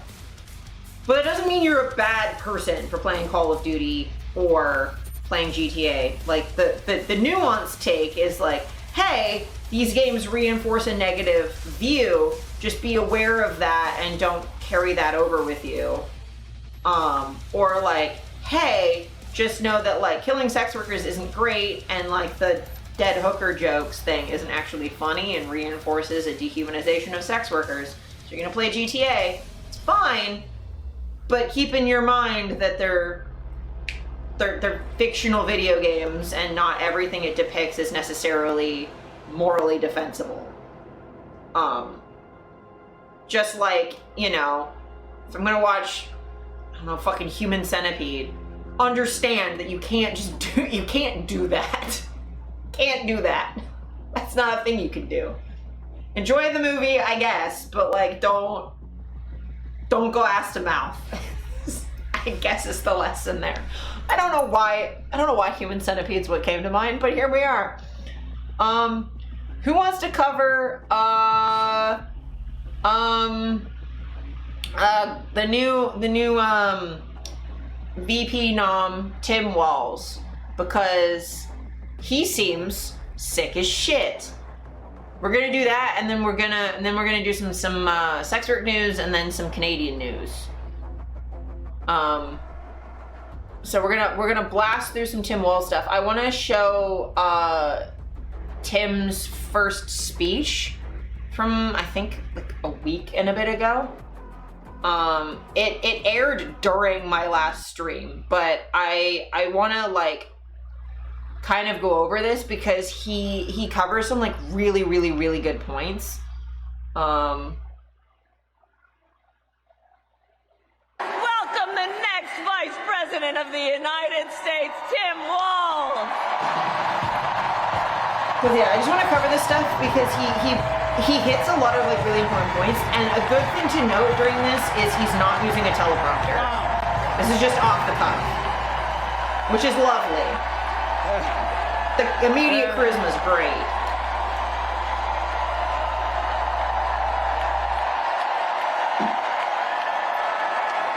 Thank you. Wow. Thank you, Philadelphia.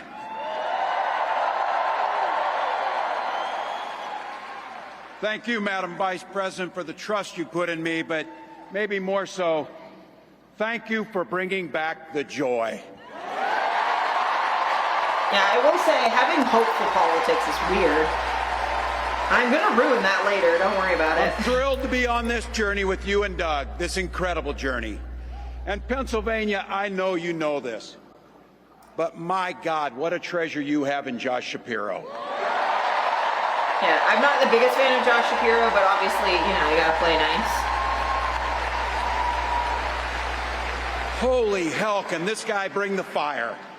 He can bring the fire. This is a visionary leader. Also, I have to tell you, everybody in America knows when you need a bridge fixed, call that guy. Like, Shapiro's not the worst, but, you know. And I think sometimes we forget, and you see people a little one-dimensional, but seeing a guy who cares so deeply about his family, a man with compassion, vision, and I'll have to tell you this, I know this from experience, there is no one you would rather go to a Springsteen concert in Jersey with than him. Like, he's getting the fucking Springsteen Middle America fucking notes. Roots. And I can't wait for all of you and America to get to know my incredible wife, Gwen, a 29-year public school educator. And he loves his wife, you love to see it. Certified wife guy. Don't ever underestimate teachers.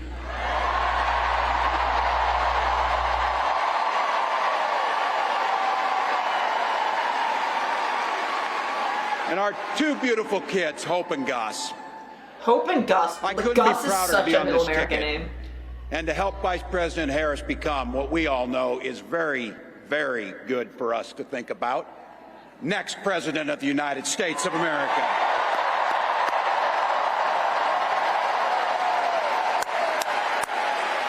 I'm also so excited to see the first female president of the United States be not Hillary Clinton.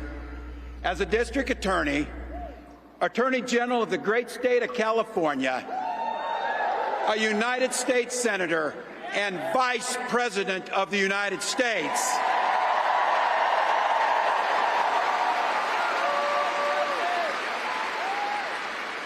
Vice President Harris has fought on the side of the American people.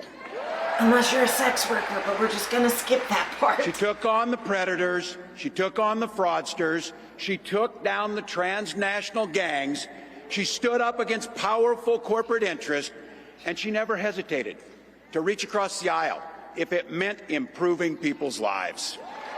Or fucking over sex workers, but again. Otherwise, she's great. But I want all of you to hold this, and don't ever underestimate the power of this. She does it all with a sense of joy.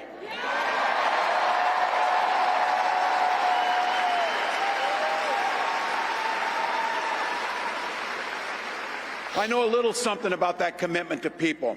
I was born in West Point, Nebraska.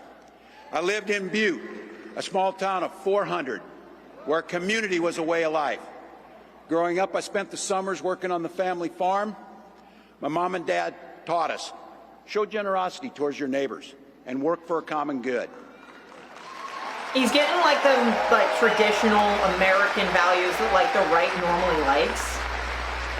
My dad served in the Army during the Korean War. And with his encouragement, at 17, I joined the Army National Guard. Yeah, I'm gonna pause this for a second. But yes, you're extremely right. Like having hope and not just fear. Like voting for the Democrats because you actually are encouraged by their vision rather than just because it's not Trump. Like it's hard to vote against something constantly. That doesn't get people to get up and get to the polls if they're not excited, right? You need to motivate people. Like fear doesn't make people motivated to do things. It just makes them want to hide. Despair just makes people shut down. Being hopeless just makes people shut down and retreat and be like, well, there's no fucking point. Giving them something to hope for is huge. And yeah, small working family. He's hitting all of the points that not the current right wing, but back in the day, small c conservatives where they're we're about working hard for your family and living on the land and guns and family in the military and all that stuff. Sorry, my fucking headphones falling off. But the original point that had merit before they went crazy. Yeah. I can handle a fiscal conservative, right? I am extremely progressive. Could be called a socialist. It's fine. But if someone's idea of government is smaller or whatever, I can have disagreements with people about policy, not about who counts as a human being, right? If someone's well, we could have a bunch of art grants, or instead we could have just instead of giving art grants for people to have their own spaces, we could just have government owned space or vice versa. There's ways of being a conservative that aren't being an asshole, and those used to exist. And did I still disagree with them? Yes. Would I have had a panic attack if they had gotten in government? No. It's whatever. You're not going to do the things I want, but that's fine. Okay, so you want a more efficient small government. That's not the worst thing on earth to want. Versus a government that has a lot more programs.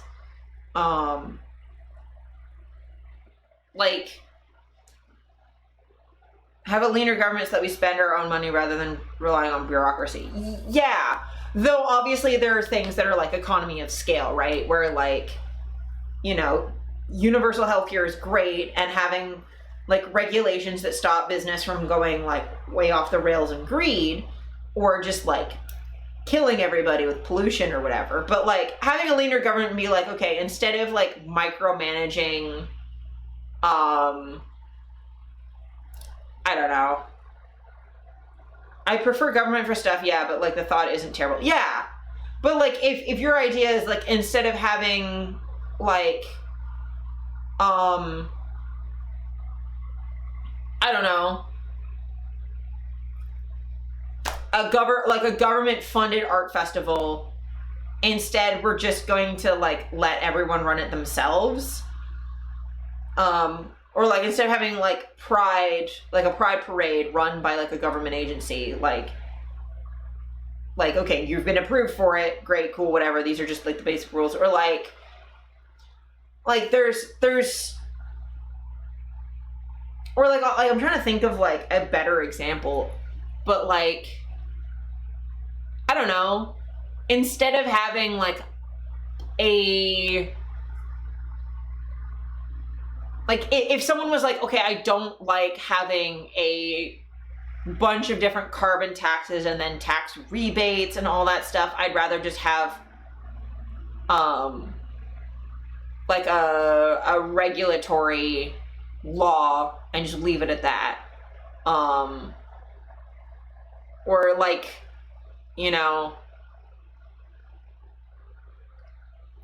like instead of we're focusing on carbon taxing at all, we're just going to have a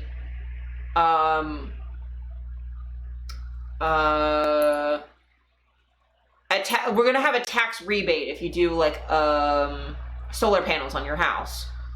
Or, you know, okay, we're not going to do that, but instead we're going to, as the government, buy a bunch of solar panels. Or like there's a variety of ways that you could go about the same goal.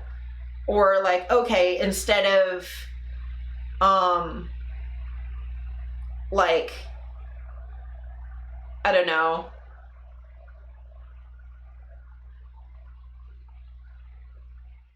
like banning cars, what we're gonna do is invest in like better infrastructure for people to choose electric cars if they want to. Because like, you know, you can't pick an electric car or a hybrid car if there's nowhere to charge it when you're on a long drive, which happens a lot in especially rural Ontario. Like no one in rural Ontario is going to own an electric car. There's nowhere to charge it. So if you start investing in infrastructure or giving businesses incentives to build that infrastructure, like I'm not advocating for any of these positions in particular, but they're all different ways you could like care about the environment or an art program and disagree on it, right? And like none of them are particularly egregious one way or the other, as long as you like agree that climate change is happening and it's a thing we need to work on. Having disagreements on how we get there, like even if you're like, well, but business should like innovate and we're going to like maybe do some stuff to like encourage or reward that innovation, but we want the private sector to work on this. You could do that. Like, do I think that's the ideal way to do that? Not necessarily, but like if you say, hey, like we're going to give a rebate for companies that have emissions under a certain amount. The ESRB, yeah. But like there's I mean, Nuit Blanche works and that's corporate owned. It's an art festival run by a fucking bank and it's fine. But like, you know, there's ways of having shit function, right? That like isn't necessarily government running things. I tend to prefer government, at least for like large scale projects, but like I don't see why like the government doesn't run Pride TO. Pride TO has its own issues, but like I don't need the fucking city of Toronto to run Pride. I don't need the city of Toronto to run Caravana or like the Taste of the Danforth or any of these like local municipal festivals that happen every year. They're run privately. It's fine. There's no real issue with it, right? But like, he's really appealing to that, like, you know, you work hard, you support your family, like sort of traditional American value sort of vibe. Like, they're all about, you know, football and military and working hard on a farm and connecting with the land and all that jazz. He hits on all of that, which is impressive to do. And then he makes those very traditional American value things, like white middle America values, into socialist progressive values. And he does it effortlessly. So like, there's not really anything the right could attack him on anything that doesn't make them sound weird as all hell. Like, he served in the military. For 24 years, I proudly wore the uniform of this nation.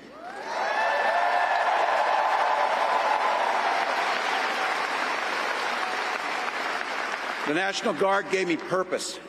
It gave me the strength of a shared commitment to something greater than ourselves. Yeah. And just as it did for my dad and millions of others, the GI Bill gave me a shot at a college education. The best I had was Tampon Tim, and like, that's a compliment. Exactly. Or like this, it's like, he's like, okay, I served in the military. Great. Traditional American value. And then he ties that to, well, there's a GI Bill, and that's how a lot of people afford an education. He understands, like, that a social government program helps people from poor, small neighborhoods get a education. Like, he understands that. And I think this does a really good job of making left-wing talking points and perspectives and subjects digestible for people who don't necessarily have the time to like read dissertations about it. It's like, you know, if you're busy trying to work 3 jobs and feed your kids, like, you're not going to be on Twitter learning about all of this stuff. But if someone just says like, yeah, we want you to be able to feed your family, which is why the GI Bill, like, being able to afford, like, fund college for them is huge, so that, like, you don't have to necessarily work 1 billion jobs to be able to send your kids to college. The government's going to do that for you to kind of take some of that burden off. It makes it not immediately turn them off. It makes sure that they're like, yeah, military, okay, that's a thing that I enjoy. Oh, military has a program that helps families, okay, and that gives me a chance at college, and like, it kind of like gently brings them in it. And yeah, it's unifying because it's like these left-wing values, right, that like everyone on the left should agree that like government-funded post-secondary education is a good thing. It sucks that people have to use the military as that pathway. There should be options where they don't have to serve in the military to have access to college education, but that is a pathway for a lot of people. And I think like introducing that into the conversation of like, this is government funded post-secondary education. Yes, I served in the military, but for a lot of poor people, that's your only path. You can't get rid of the GI Bill because that's going to disenfranchise a lot of people from having access to that education, right? He's doing a lot with this speech. My dad was a teacher. My brothers and sisters and I followed in their footsteps. 3 out of 4 of us married teachers. What we do. For nearly 20 years, I had the privilege of teaching high school social studies and coaching football. That is the most unified. He teaches social studies, left wing as all hell. Coaches football, traditional American Midwest shit. Other countries have national service required, but not necessarily military. Yeah, and I think, like, that's better, as long as it's, like, something that's, like, accessible, but, like, it needs to not be military only, because A, someone like me, I can't serve in the military, and secondly, like, you don't want to tie too much of your society into the military, because then it means that you have to come up with a reason to have that much military.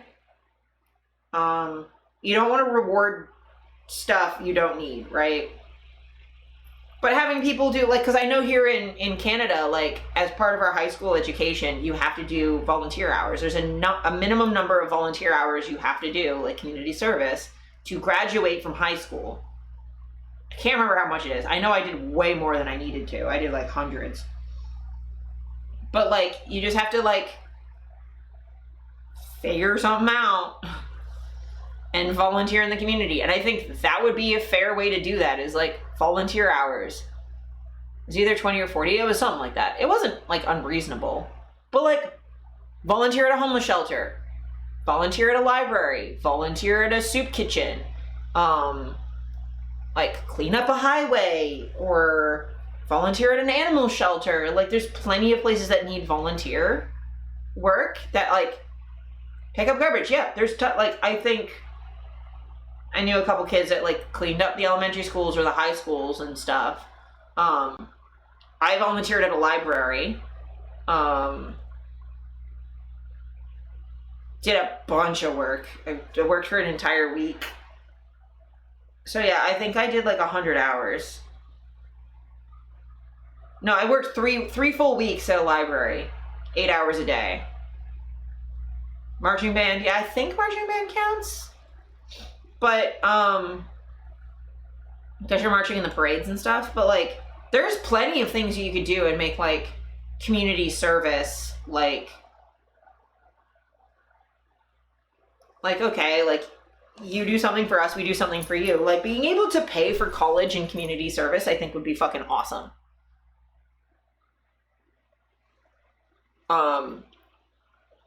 Because that would be something that would be accessible to everybody. Because, like, okay, you can't, you know, you're not, like, you're, like, okay, you want to go into trades, right? So you don't need to have, like if you're not good at math or book learning, you can pick up garbage and then go into a trade school and learn a trade. So it's all physical.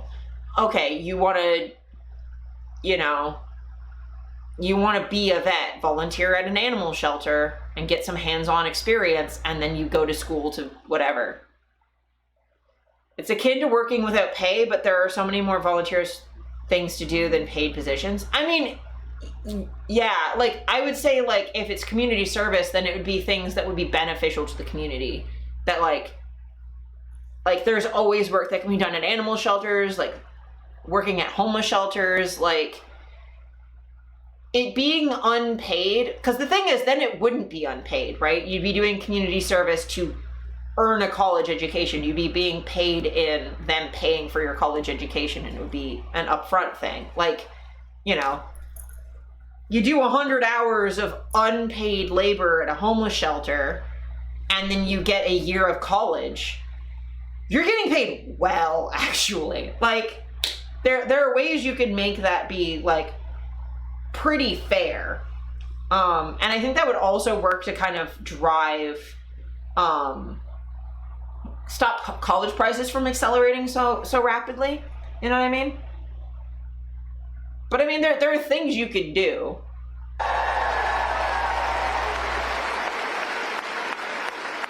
Including winning that state championship. Thank you. Yeah. It's beneficial on both sides. Don't ever close the yearbook. Don't ever. But it was my students. They encouraged me to run for office. They saw in me what I was hoping to instill in them, a commitment of common good, a belief that one person can make a difference. So in 2006, I took a leap and I ran for Congress. And completely self-funded, too. He didn't have any, like, corporate sponsors or anything like that. And because high school teachers are super optimistic, I was running in a district that had one Democrat since 1892. Well, my neighbors graced me with an opportunity to represent them in the United States House of Representatives.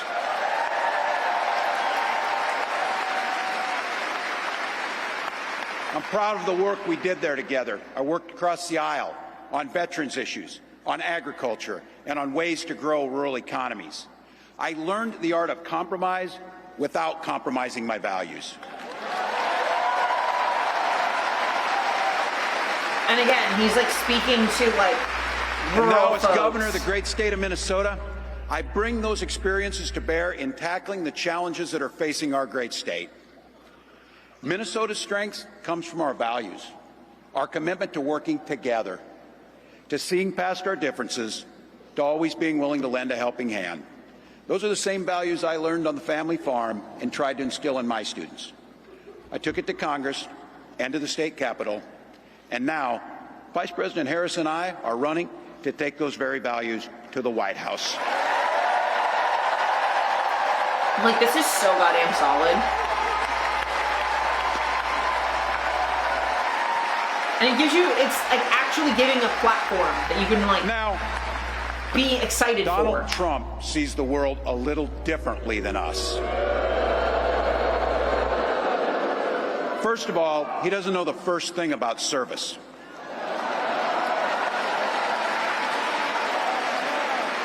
He doesn't have time for it because he's too busy serving himself.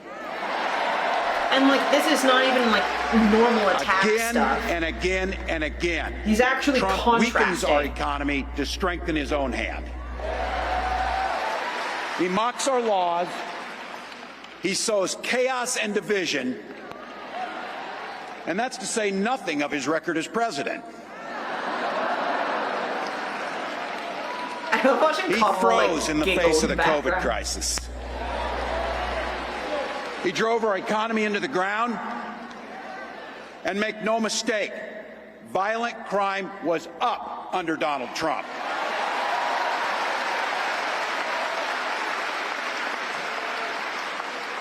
That's not even counting the crimes he committed.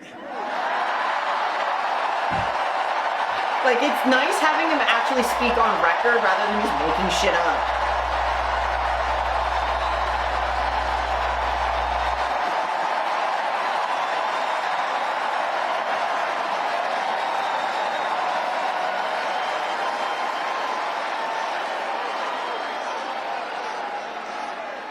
You know, some of us are. The fucking teacher. Some of us in here are old enough to remember. I see you down there. I see those old white guys. Some of us are old enough to remember when it was Republicans who were talking about freedom. It turns out now what they meant was the government should be free to invade your doctor's office. In Minnesota, we respect our neighbors and their personal choices that they make.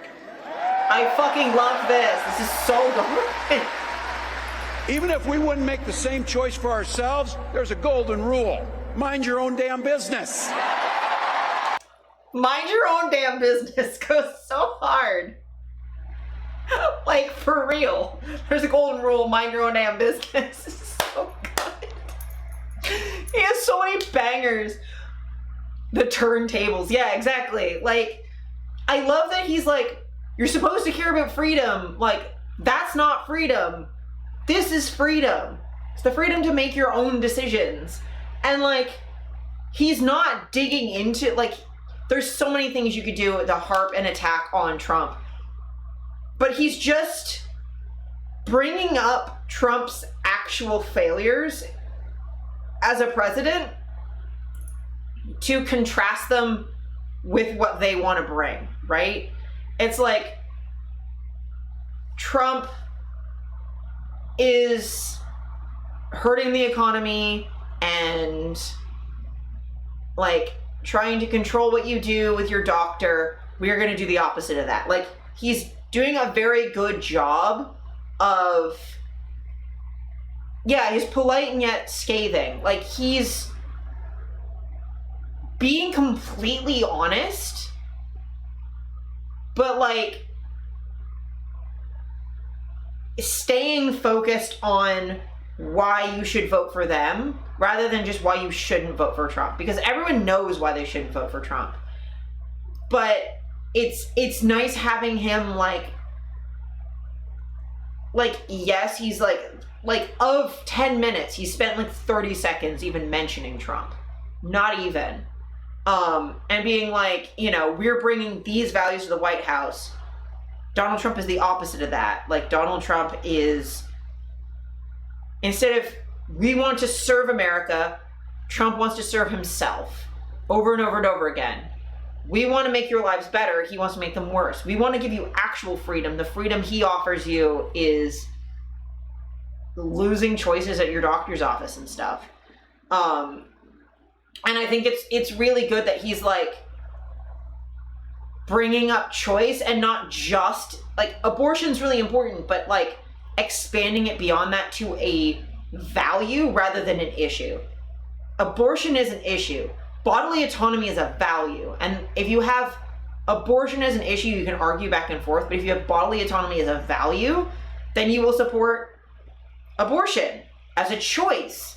You will support gender affirming care as a choice. You will body modifications, like what doctor you want, like all of that stuff then flows from that value naturally. So starting from strong values and then deciding each issue depending on your values is a much stronger position than just picking issue by issue.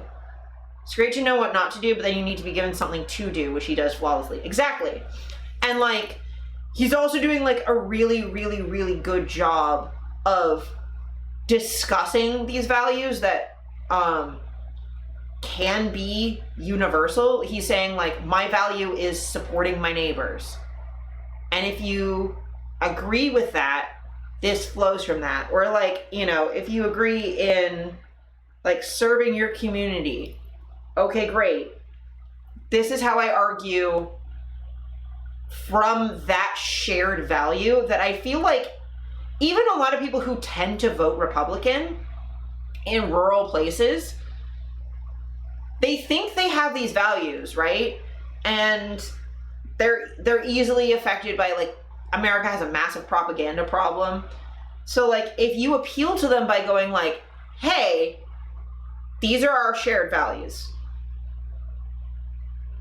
If you share these values with me, which is serving our country, serving your community, hard work, being a good neighbor, that's where like all of my positions flow from those values.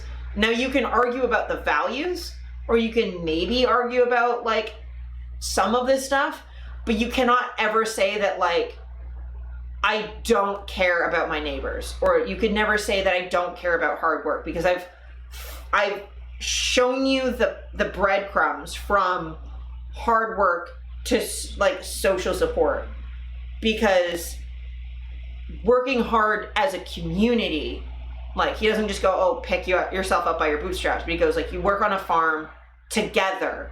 Everyone works together on the farm, right? Everyone works together in the country to help each other. So or like, you know, you work hard in the military, but that's together as an act of service. So by connecting hard work to service and being a good neighbor and a good member of a community, he's sort of immediately connecting this very conservative, bootstrappy, framed value, taking all that stupid libertarian shit off and going, no, it's not about individually picking yourself up and just being a self-made man. It's about working hard together for the common good and like linking that conservative value to progressive values. And I hope that not only is he bridging that gap this way, that people on the left can also like see how to appeal to conservative people and how like that it's not like fueling a superiority complex, and that people can then have like compassion going the other way as well. You know what I mean?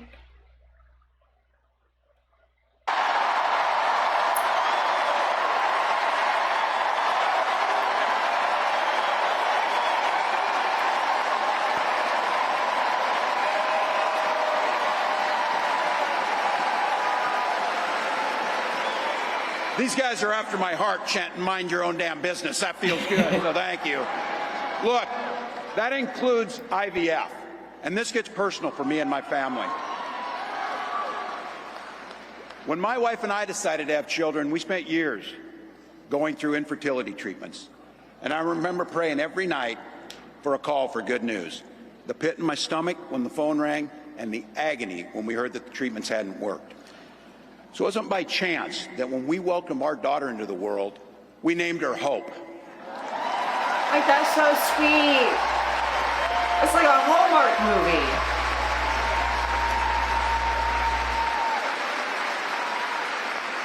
When Vice President and I talk about freedom, we mean the freedom to make your own healthcare decisions. And like him picking and for IVF our also. children to be free to Like, him picking IVF rather than abortion, like, they're related. But I think that's also, like, a really good decision.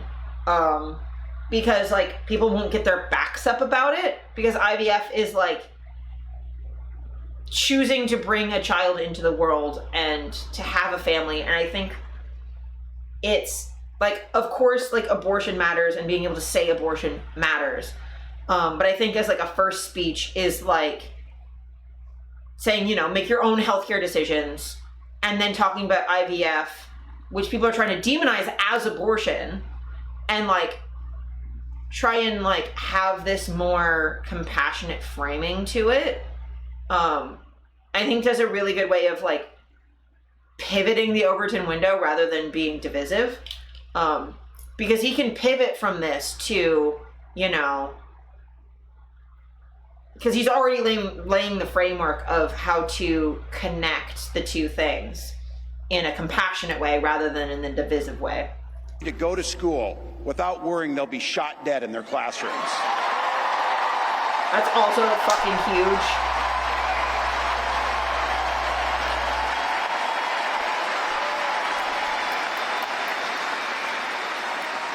By the way, as you heard, I was one of the best shots in Congress, but in Minnesota, we believe in the Second Amendment, but we also believe in common sense gun violence laws.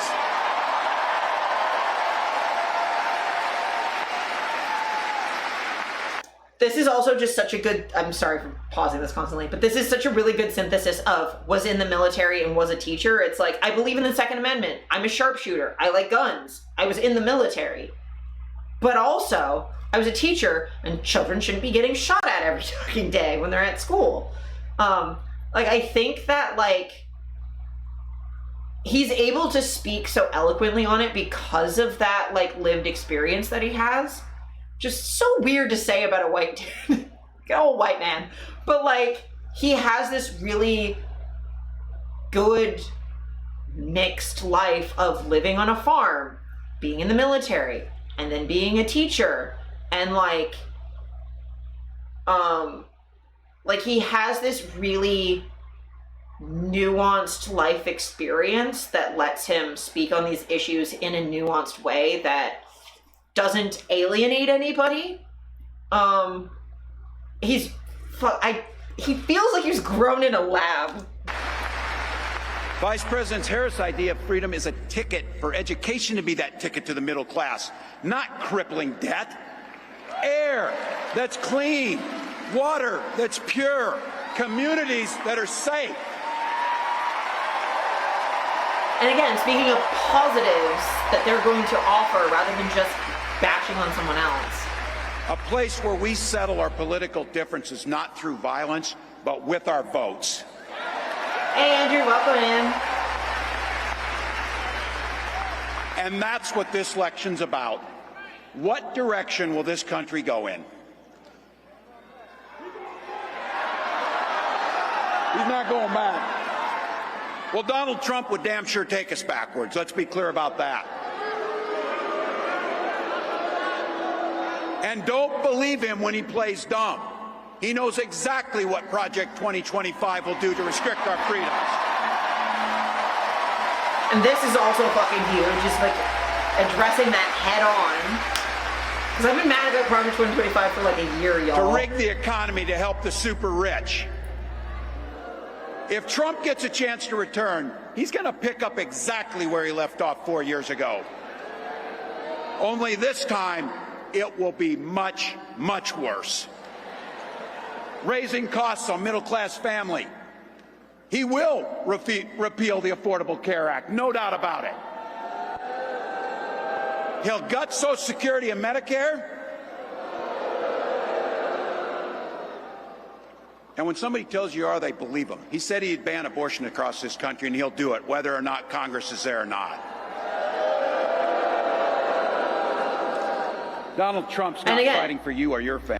Again, now he said abortion, right? So, like, he set up, and then he was like, okay, and this is the things that Donald Trump will do that you don't want.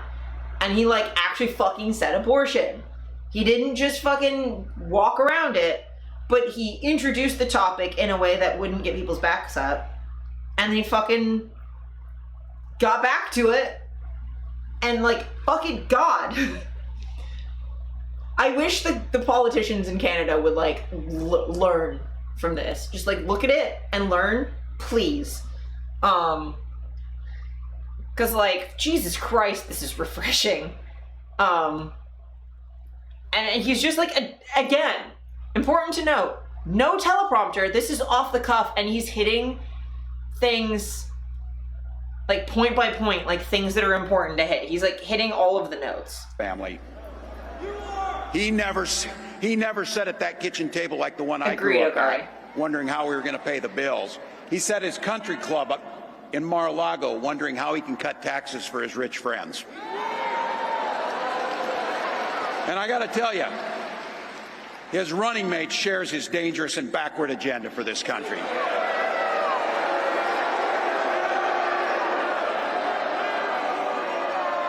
J.D. Vance literally wrote the foreword for the architect of the Project 2025 agenda.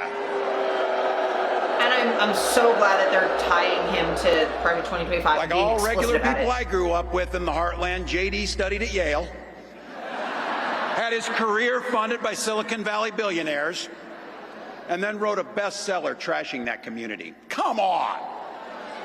That's not what middle America is. And I gotta tell you, I can't wait to debate the guy.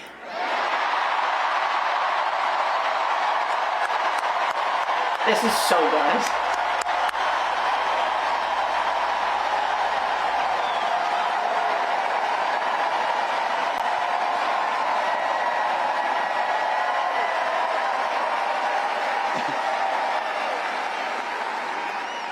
That is, if he's willing to get off the couch and show up. So. Fucking couch. See what I did there? Oh, he's so fucking. He's the dad joke. The dad jokes are so good. He's so funny. Oh my god. And he's younger than my dad. I got to tell you, pointing out just an observation of mine that I made. I just have to say it. You know it, you feel it. These guys are creepy, and yes, just weird as hell. That's what you see. That's what you see. Yep, they're weird. They're weird. So you know what's out there, so say it with me. We aren't going back. We aren't going back. He's not wrong. No, he's not wrong at all. Going back. And like,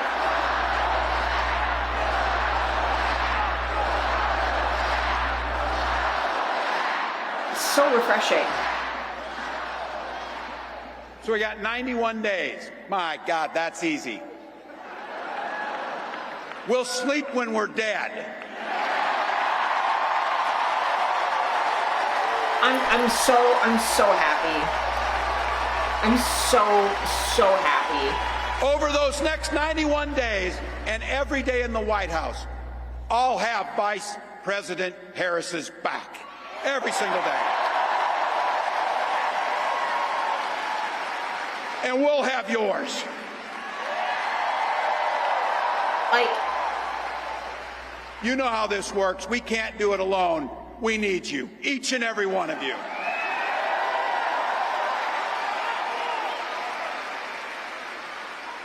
Go over to KamalaHarris.com, get on board, because we need you. Freedom to make our own choices. This leader, this compassionate, careful, joyous leader believes in each and every one of you.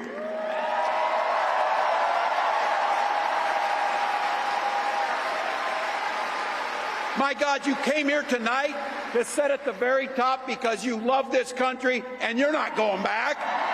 Like, fucking, this is just so nice. She believes in the opportunity for every single person to join the middle class. She believes in the promise of America. We just got to fight. We just got to fight. Because as soon-to-be President Harris says, when we fight, we win. Like, fucking... Thank you, Philadelphia. Thank you, Vice... All he said that entire time was just facts. Everything he said, pure facts. And like, mind your own damn business is such a fucking good, like fucking, as a rejoinder to Project 2025 and as a campaign slogan, fucking mint. We just watched that. This is like another angle, but like fucking, like, Jesus. My dude. Shit slaps. So like, he clearly understands what's going on, which is excellent.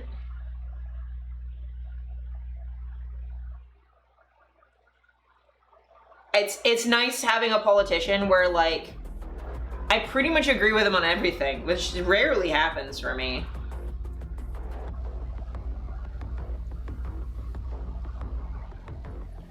I think it's hard though because a lot of people don't believe in facts anymore, just in post-truth speech and seeming to be right. Some people do, but the thing is, as far as, so you have to think of it as a cult, right? So under Trump, it's kind of vibing like a cult, and to reprogram people from extremism and from cults and things, or deprogram, and to reintegrate them into reality. Fact, and even honestly, completely normal everyday people. Facts don't convince people. Stories do. People are more persuaded by their feelings than actual facts. Facts need to appeal to their story they tell about themselves and their world, right?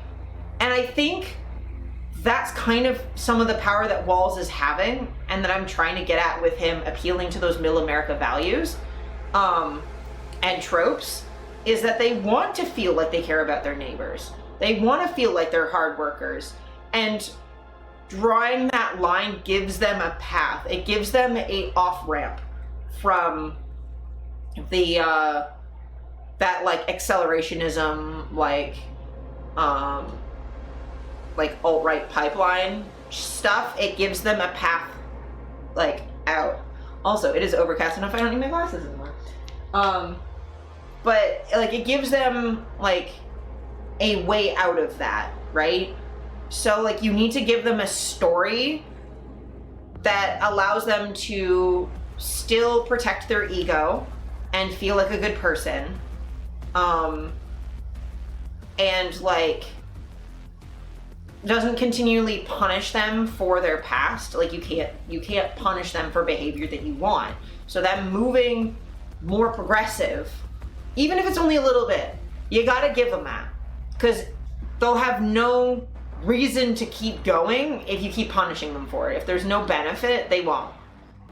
But having Tim Walz be like, okay, like, I'm appealing to that story you tell yourself about the middle class and middle America and rural folks and caring about your neighbors. Like, I'm getting all of that stuff and then, like, using that to build the story that'll convince you. Like, it's all facts, which is important because it needs to be based in reality, but he is using storytelling to get them there, I think. And like, he does it so effortlessly. It's so refreshing. And I don't know if he like logically, like intellectually understands what he's doing, or it's like an intuitive thing, but he's doing a really good job of like convincing people of his perspective by telling like a reasonable story that people can follow, right? Also, his record is fucking impeccable, and he's out of Minnesota, right? So people can't be like, oh, he's like a coastal progressive elite that has no connection with anything. Like, he's from fucking Minnesota. So yeah, criminal justice reform, legalized and regulated marijuana, cap the length of probation terms at 5 years, provided automatic expungement of criminal records for nonviolent offenses after a certain amount of time, abolished life without parole for juveniles.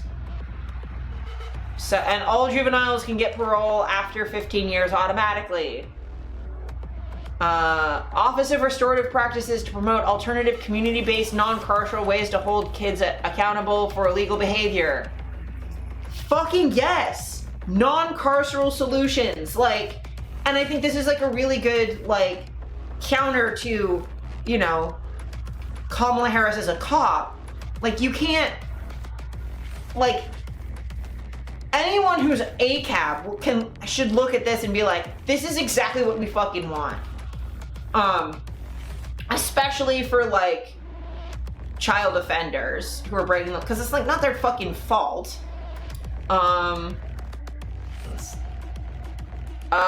Reform felony murder so that people who did not intend to kill could no longer be charged with first-degree murder, and those who were not major participants could not be charged with second degree. So like protecting people from more severe charges that make sense. Allowing incarcerated people who behaved well and completed rehab to reduce the length of their sentence. Harm reduction practices by decriminalization of drug paraphernalia. And like safe injection sites and safe injection stuff. Like fucking hell yeah. Streamlining clemency.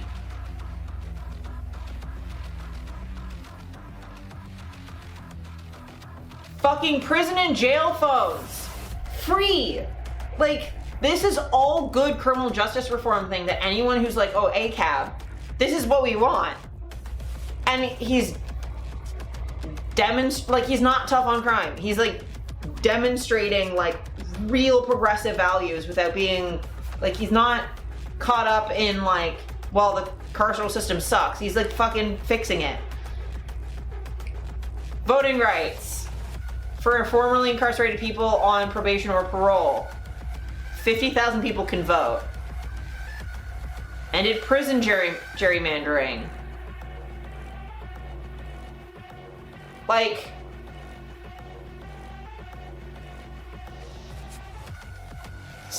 two former public defenders in the Supreme Court.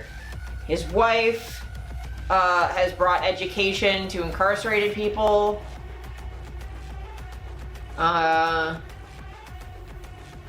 And allows the DA to reduce sentences for people who are no longer a threat to the public. Like, getting people to not be punished. They're only punished when they're a risk, and not being punished if they've demonstrated improved behavior. Like, that's what you want.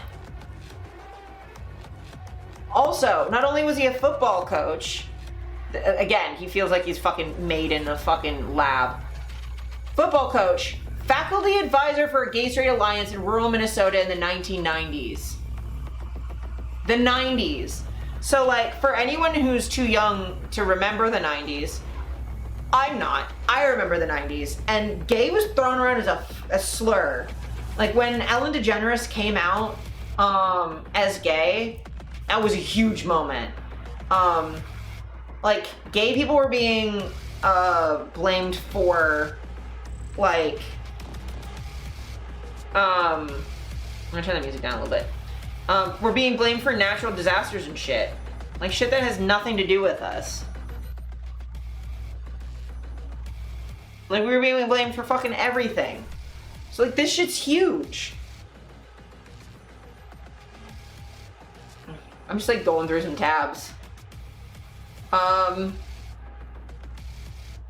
More stuff. He's great on first, Native American issues. He's got a native as his lieutenant governor. He taught on a reservation, was the first governor to visit all 11 Minnesota tribes, and like genuinely has helped First Nation people. Like, fucking, this is awesome. Like, all good stuff. I'm so happy he's just a dude, not a career politician. Yeah, he's just a guy. He's just a fucking dude. Anyway, meme time. Make sure you talk about your school lunch law, legalized recreational marijuana, your military. I'm gonna call him a couch fucker. Tim, you can't. A heterosectional 20-year teacher. Vladimir Futon.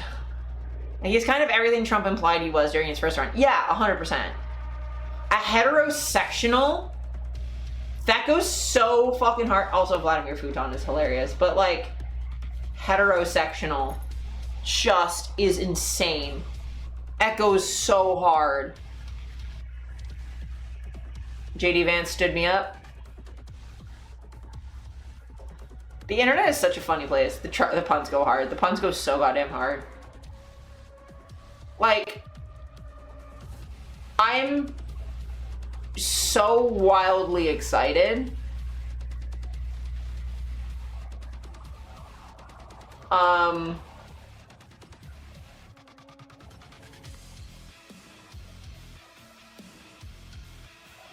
Let me see.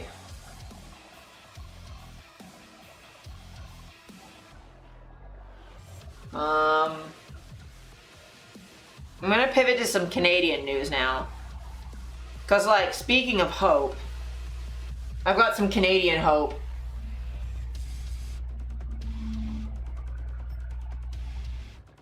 Cause you know how I covered the fucking trans stuff with J.K. Rowling? Well, guess trans people are just fucking rolling in the winds right now. Cause, like, we've got J.K. Rowling and Elon Musk facing consequences. We've got fucking Tim Walz, pro-queer. He made Minnesota like a trans refuge for trans kids.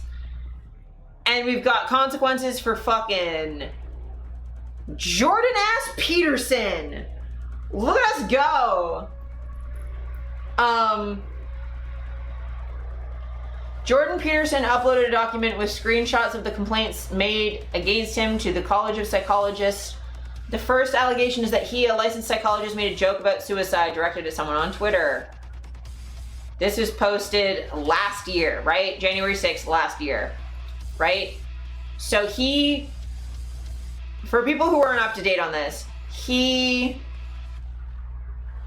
was told to get social media training to keep his license as a psychologist because he keeps saying unhinged shit to people on Twitter. He basically told someone to kill themselves. He's had fucking opinions on things that had nothing to do with his specialty. He's also said things that, like, no psychologist should ever fucking say, right? So this was last year. This is him a couple days ago. The court has rejected my appeal regarding the decision of the Ontario College of Psychologists to subject me to indefinite re-education. It's not re-education. Re-education camps have a fucking very specific German history. Primarily for publicly opposing the butchers and liars subjecting children to sterilization and mutilation. I'm also required to pay whatever court costs the college accrued in relation to my appeal. I am now bereft of options on the legal front in Canada. I guess it's on the show. Yeah, wild that the licensing board has a right to have conditions on your license. Bruh. You can say whatever you want as not a psychologist, actually. So, news article. Jordan Peterson agrees to social media coaching after Supreme Court declines free speech case. College of Psychologists of Ontario called commentators' social media posts degrading. Polarizing psychologist Jordan Peterson now says he will attend social media training he was ordered to undergo by his professional body after Canada's top court refused to hear his appeal, according to his lawyer. In 2022, the governing body for Ontario psychologists told Peterson, who has gained international fame with his views on women, masculinity, and gender identity, to undergo a social media training program or risk losing his license to practice. The College of Psychologists of Ontario said some of his social media posts may be degrading, raised questions about his abilities as a psychologist, and risk bringing the profession into disrepute. Peterson, who has been a registered member of the College of Psychologists of Ontario since 1999 but stopped seeing patients in 2017, said his statements were not made in his capacity as a clinical psychologist. That's not how that works. In one of his social media posts in question, Peterson refers to a then city councillor who uses they-them pronouns as an appalling, self-righteous, moralizing thing. Dehumanization. I hate to fucking tell you, you can't dehumanize people as a public figure and retain your license to have power over marginalized people that you are currently dehumanizing. That's not how this works. The college's complaints committee noted that during an appearance on the Joe Rogan Experience podcast, Peterson identified himself as a clinical psychologist before demeaning a former client. You can't do that as a psychologist. Last summer, an Ontario court ruled against Peterson and upheld the regulatory body's order for him to undergo training on professionalism in public statements. That decision was affirmed by a panel of 3 judges with the Ontario Court of Appeal earlier this year. As usual, the Supreme Court of Canada did not explain why it won't hear Peterson's case. It was dismissed with costs. Peterson's lawyer, Howard Levitt, called the decision a tragic day for Canada. It seems ironic, even tragic, that he, one of the most adept persons in social media in this country and beyond, is going to attend re-education from people inherently less skilled and knowledgeable than he is himself, Levitt wrote in an email to CBC News. He's skilled at rage baiting into financial success. He is not skilled at carefully conducting himself on social media as a professional. He is incapable of doing that. The decision is a tragedy for freedom of speech in this country. Levitt, an employment lawyer, said the decision will have a chilling impact on Canadians who are members of regulated trades and professions. Good. You should be chilled. You shouldn't feel capable of saying whatever the fuck you want without considering the impact that it's having as a member of a regulated profession. Doctors shouldn't be able to randomly say that certain illness, like, if you're a doctor and you say random shit about COVID, you should lose your license to practice. If you're a psychologist and you're saying derogatory things about the mental health of your patients, you should not be a fucking therapist. Sorry, that's just how this works. They now have to concern themselves with political and other enemies making complaints to their regulatory bodies over their political comments, with the risk of their ability to practice their trade. Most simply will avoid debate entirely. Yeah, maybe don't say hateful things. If it violates the terms of your regulatory body, you want to say whatever you want, don't be a doctor. Peterson posted on the social media platform X that he's bereft of options on the legal front in Canada. This is a hill that's worth not so much dying on as retaking, and now boys and girls, the gloves are off. He writes like a weirdo. Egal Canada, which had intervener status in the case, celebrated Thursday's Supreme Court decision. It said 2S LGBTQ plus communities can face discrimination in accessing healthcare. 100%. I've experienced it myself.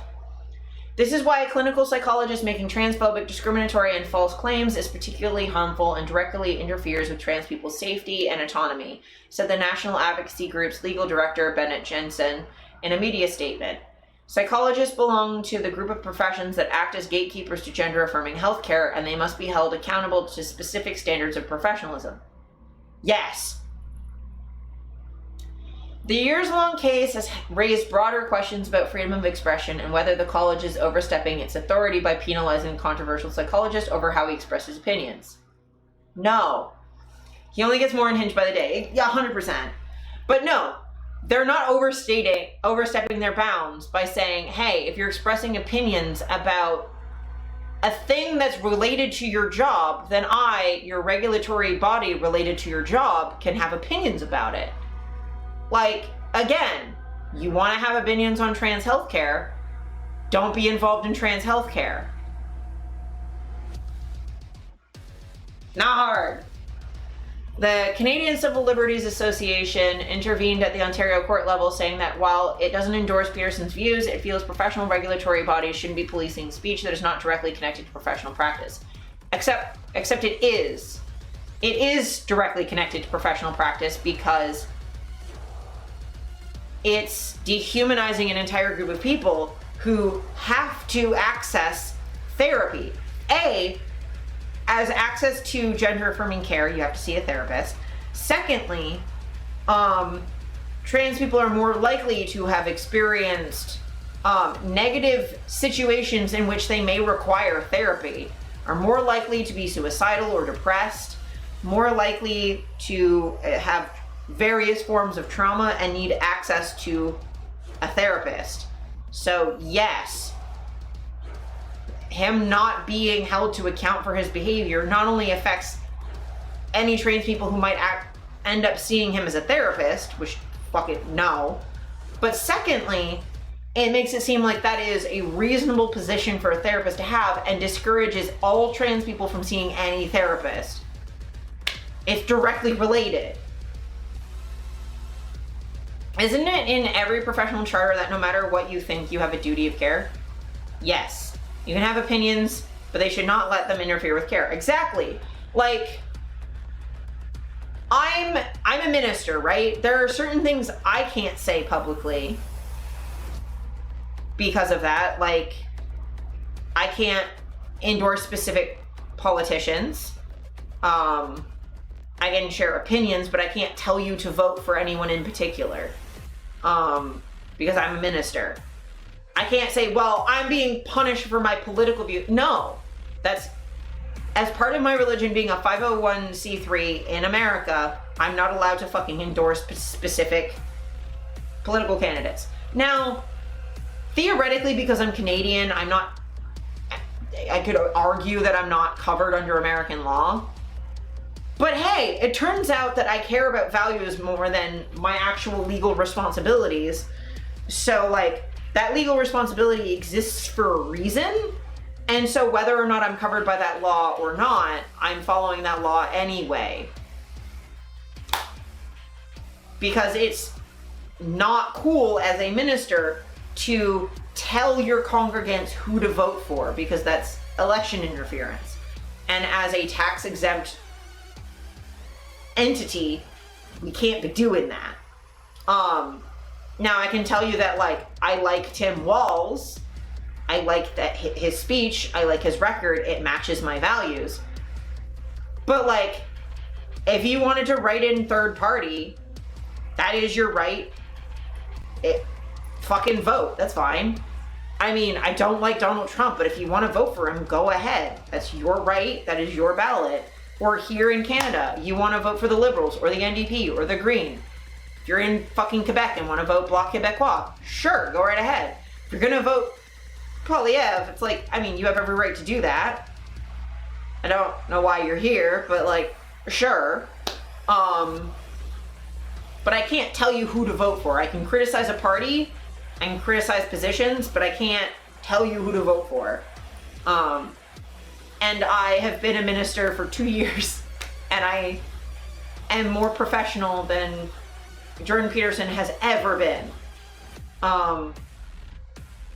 And like, again, as a minister, I'm not really regulated the same way, but like, I mean, fuck, when I've worked in jobs where I had access to people's sensitive information. And so I acted with a certain level of professionalism because of that. As a sex worker, I have access to people's sensitive information. So I'm not going to say things publicly that would dehumanize people that see me. I mean, it helps that I just don't like dehumanizing people, and that outside of my professional duty, I just don't do that. Other than billionaires, pretty much my only exception. So like, billionaires probably not going to hire me. That's fine. I don't think that was going to happen anyway. I think you can probably reasonably assume I don't have any billionaire clients. It's not going to happen. And any person who's going to see me is going to understand why I have the positions that I do. But yeah, no, it's just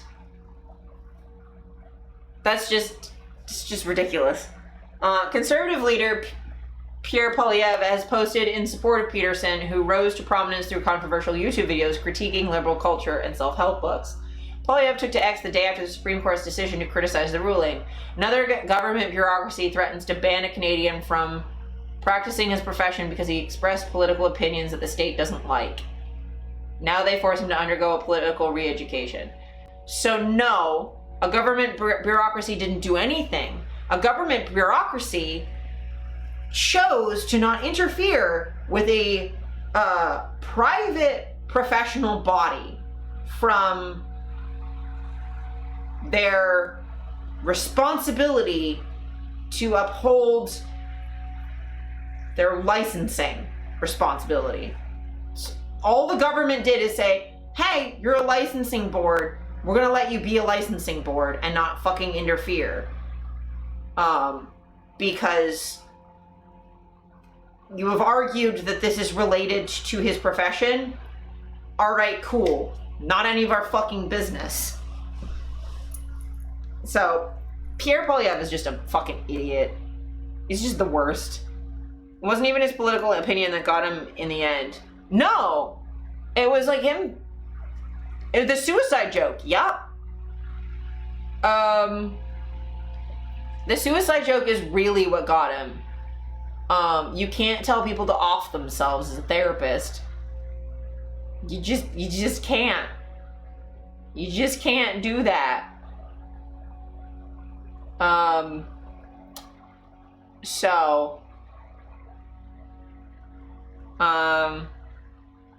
Yeah, this is the last thing on that I want to cover, because Rachel Gilmore is fucking amazing.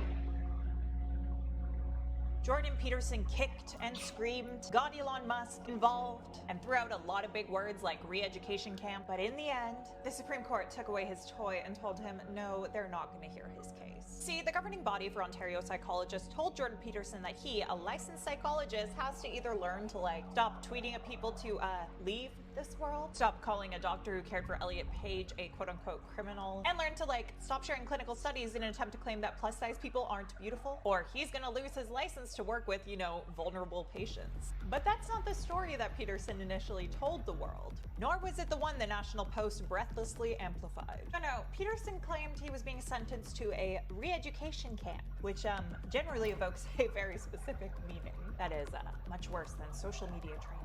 And he also claimed this was happening in part because he criticized Justin Trudeau and retweeted Pierre Poilievre, which is hilariously inaccurate when you look at the document that he shared containing the complaints, which I did and reported on, which made him very angry. So angry that when I checked my phone on a Saturday night out with friends, I realized he had been spending his tweeting at me. So anyways, his legal options have now been exhausted, and he has to pay the court costs to the College of Psychologists. So naturally, in response, he wrote a vaguely threatening tweet in the style of Rupi Kaur's evil twin, warning us all that the gloves are off and claiming he's facing an indefinite re-education, aka a social media training, if he wants to keep his license. All while once again calling doctors butchers and liars. Way to keep demonstrating why your professional association might not be too hot on your social media presence. Now, James' lawyer, who responded to my request for comment, took a slightly different approach in his reaction. He called this, quote, a tragic loss for Canadians and an invitation to extortion and to levying personal vendettas in a similar way, adding that this will, quote, chill both debate and speech, and stating, quote, the idea that Jordan Peterson, one of the masters of social like you can't make suicide jokes as a psychologist. Competence is risible and ludicrous. Meanwhile, one of my personal favorite writers put it like this: it's almost as if a professional regulatory body has the right to professionally regulate. What do you think of all of this? Yeah, like you can't do that as a psychologist. It's really not that complicated.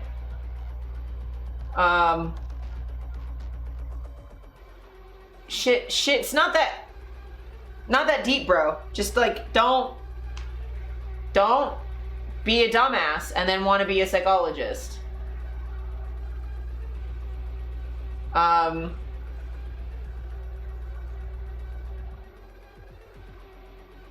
Also, like, I'm still obsessed with this fucking Umbreon picture. Just say, it's so cute. I think the thing's adorable.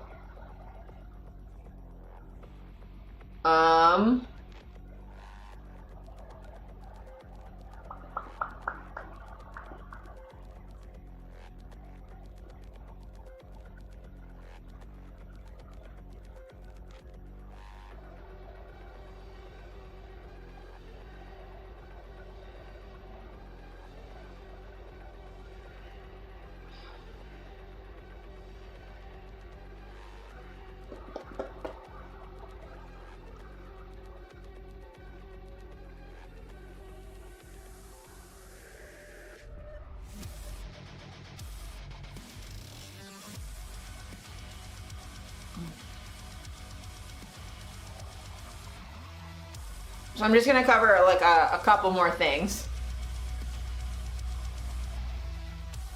So, I want to at least clear up some more Canadian news. So we've got some Doug Ford news. He makes a joke about people going to the vet to get MRIs, so that's fun. Like, by the looks of it, we know where we can send the overflow patients now for MRIs and CAT scans and everything else, so keep an extra room for some other patients. By the looks of it, we know where we can... So that's a thing. That's a thing. Fucking Doug Ford. Just joking about sending people to vet offices for MRIs rather than publicly funded healthcare that he's destroying. So, like, there's that. That's a whole thing that's happening. And in the meantime, while healthcare is falling apart,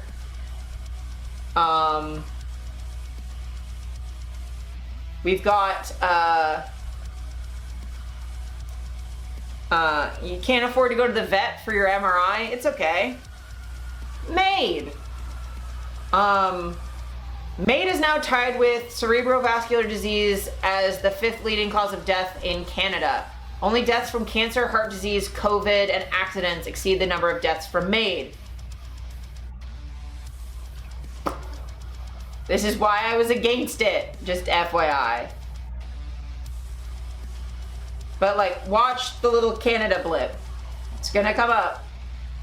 Canada! Look at it go! Look at all the people dying from medical assistance and death. Like, these other ones are already too high, but look at Canada go! Isn't that great? Isn't that great that that's a thing that we're doing? So, if you're wondering why, disabled people are not super pleased right now, it's because instead of investing in healthcare, we're just offering assisted dying. I personally believe in being able to go out with dignity is good, but it doesn't really work when there is more than just terminal illness leading to wanting it. Yeah, so like, I am pro, like, leaving on your own terms when you have a terminal illness. For me, where it gets funky is when it's non-terminal, and or not debilitating. Like, if you have, like, Alzheimer's or dementia or terminal cancer or something like that, and you want to pick a graceful exit before you lose your mind, or get like a level of suffering you don't want because you're dying anyway, that I totally understand. I am actually fully supportive of that. For me, it's when it's like, okay, like someone like me, right? Like when I was really unwell, I couldn't afford massage therapy. I couldn't afford physiotherapy. I couldn't afford my specialized diet for gastroparesis. I couldn't afford my medication. I was slowly dying because I did not have the financial access to the treatment that I needed. And if I hadn't started being a sex worker, I would be dead right now. I probably would have opted for a maid because I was in such extreme pain all of the time. And I was already max dosing Tylenol. I was taking muscle relaxants to sleep. If I didn't have a path out, the next step would have been opioid painkillers, which would have tanked my heart rate. And then when my POTS got bad, that probably would have killed me. So like, I wouldn't be here. When really what I needed was support so that I could afford the care that's gotten me to where I am now, where I'm more or less fine. Like, yeah, I'm still disabled, but like, I wouldn't consider MAID at all right now. I'm happy and healthy. And like, I wasn't being given, like, I was applying for RDSP, and that was difficult, and I never got access to it because it was too inaccessible a process for someone who was dying. I didn't get access to the Canadian Disability Tax Credit because, again, it was too difficult to do as someone who was that sick. Like, I lived in low-income community housing with shared kitchens, so people kept stealing my food when I could afford to get some. I was doing very unwell. Yeah, it's such a shit show. It's not accessible, not enough to make it on. I had to move in with a partner, which meant I can now never get ODSP because I'm common law with my partner, so I can never get any support now. And sell sex for a living is the only way I was able to afford the healthcare I needed. And then RMT, like, I used to go every 3 weeks. After a couple months, I was sleeping like a dream. I felt so good. Like, am I still in pretty severe pain all the time? Yes. I can sleep now, though. I went from being like an 8 out of 10 on a good day every day to now I'd say I'm like at a 6. Like, I'm still in quite a lot of pain all of the time, but like I've been able to sit here and be on stream for 3 hours without like crying or laying down. It's the stupidest thing, common law partner, whatever, we need 2 incomes to live off of. What the fuck, government? Yeah. Making a disabled person into a dependent also makes us at risk for, like, spousal abuse. My partner can't not support me. Yeah. And then you end up trapped in these situations, which that's also going to lead to people wanting made. Like, I've said this before, but like a right to die without a right to live isn't a choice. It's murder through coercion. Like, if you don't have access to housing and you don't have access to the medical treatment that would help you, then you're not choosing to die because you're suffering. You're choosing to die because you're being neglected by society. And like, again, this is a conversation we're having immediately after the fucking premier of my province, who's responsible for my healthcare, joked about sending people to the vet for MRIs. Like, and then also on top of that, you know how my housing contributed to me being like that ill? Under Doug Ford, when Doug Ford was elected, 21,000 homeless. Now it's 234,000 homeless. 234,000 homeless people in Ontario. That is more than an order of magnitude, more than the amount of people who live in my hometown. If you took my hometown and multiplied it by 10, more than that many people don't have homes and are on the street. And a lot of homeless people are disabled because we, like, oh, the video we watched? Yeah, absolutely. There are not enough homes, but even when homes we have are not affordable or livable. The thing is, we do have enough homes. Like, in Toronto at least, we do have enough homes. There are a lot of empty units. But the problem is, they're not accessible. They're tiny. Like the 2-bedroom apartment condos downtown, the entire apartment is the size of this room and my dining room. It's half the size of the apartment that I live in. That is a 2-bedroom. I live in a 2-bedroom, but the condos are like 500 square feet. My apartment's like over 1,000 because it's old. Let me find that video for you.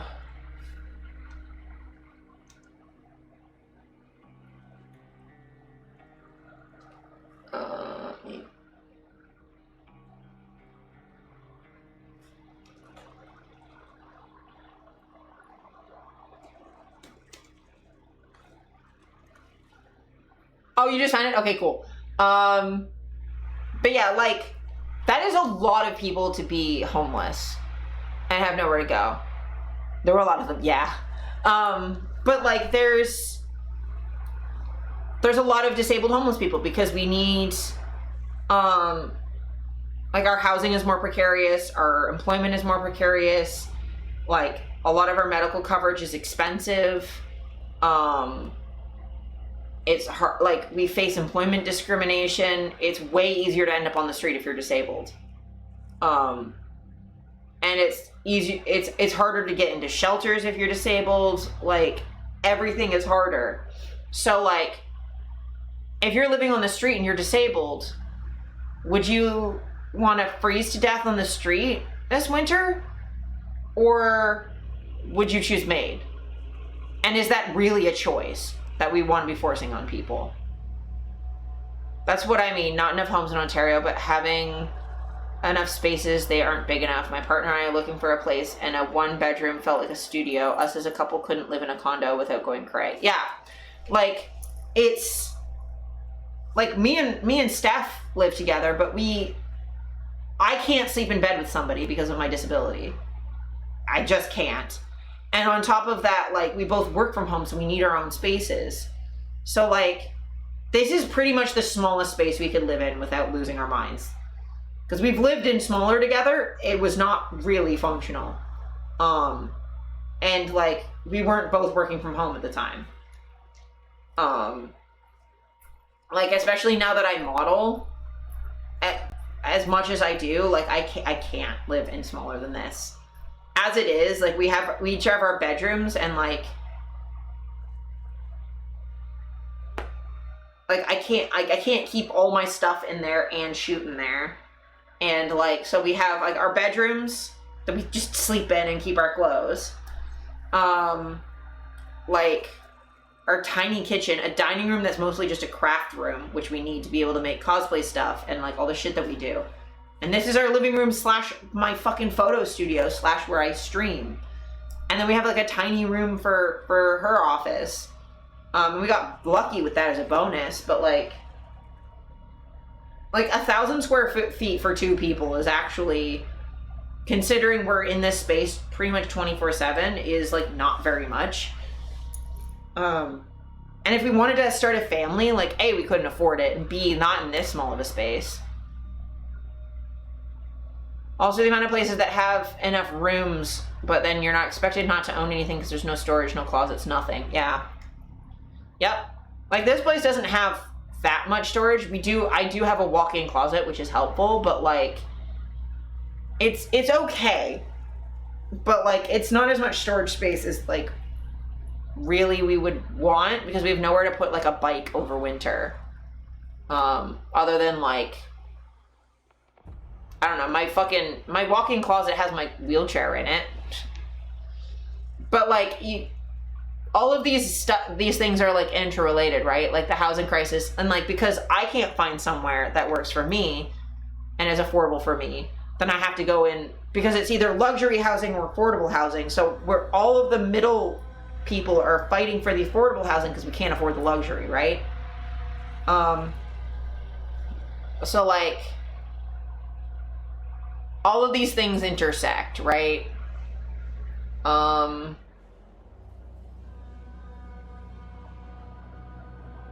Other thing I wanted to cover, Claudia Hepburn, Galen Weston's cousin, sits on the board of the LCBO and Sick Kids, also a director of Kids and Company, Canada's largest for-profit daycare company.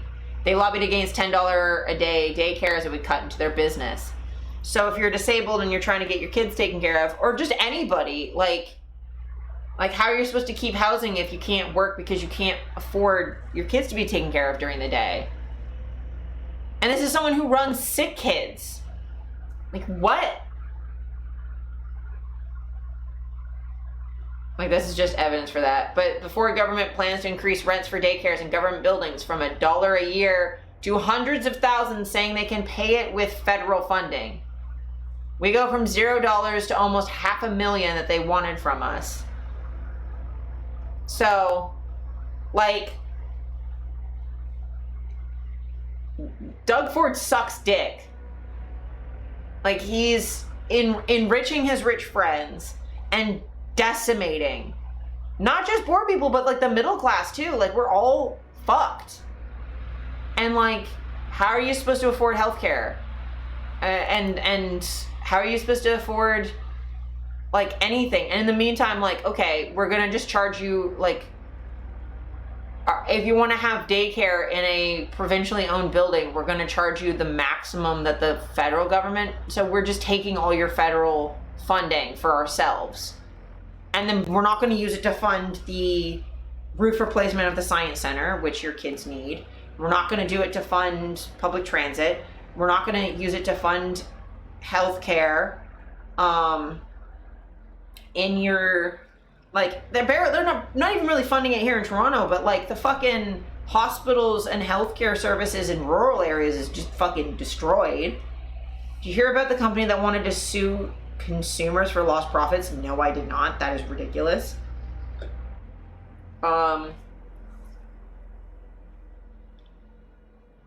Like, you're not entitled to our money, my dude. That's not how this works.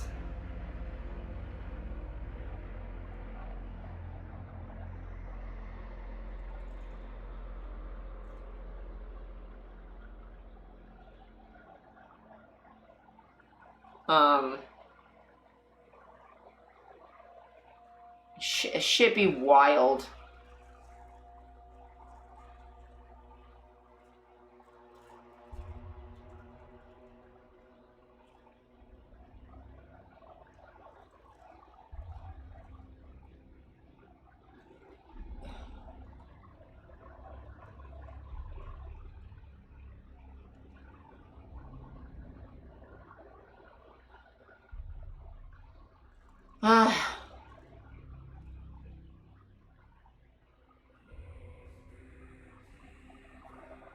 Also, this happened recently.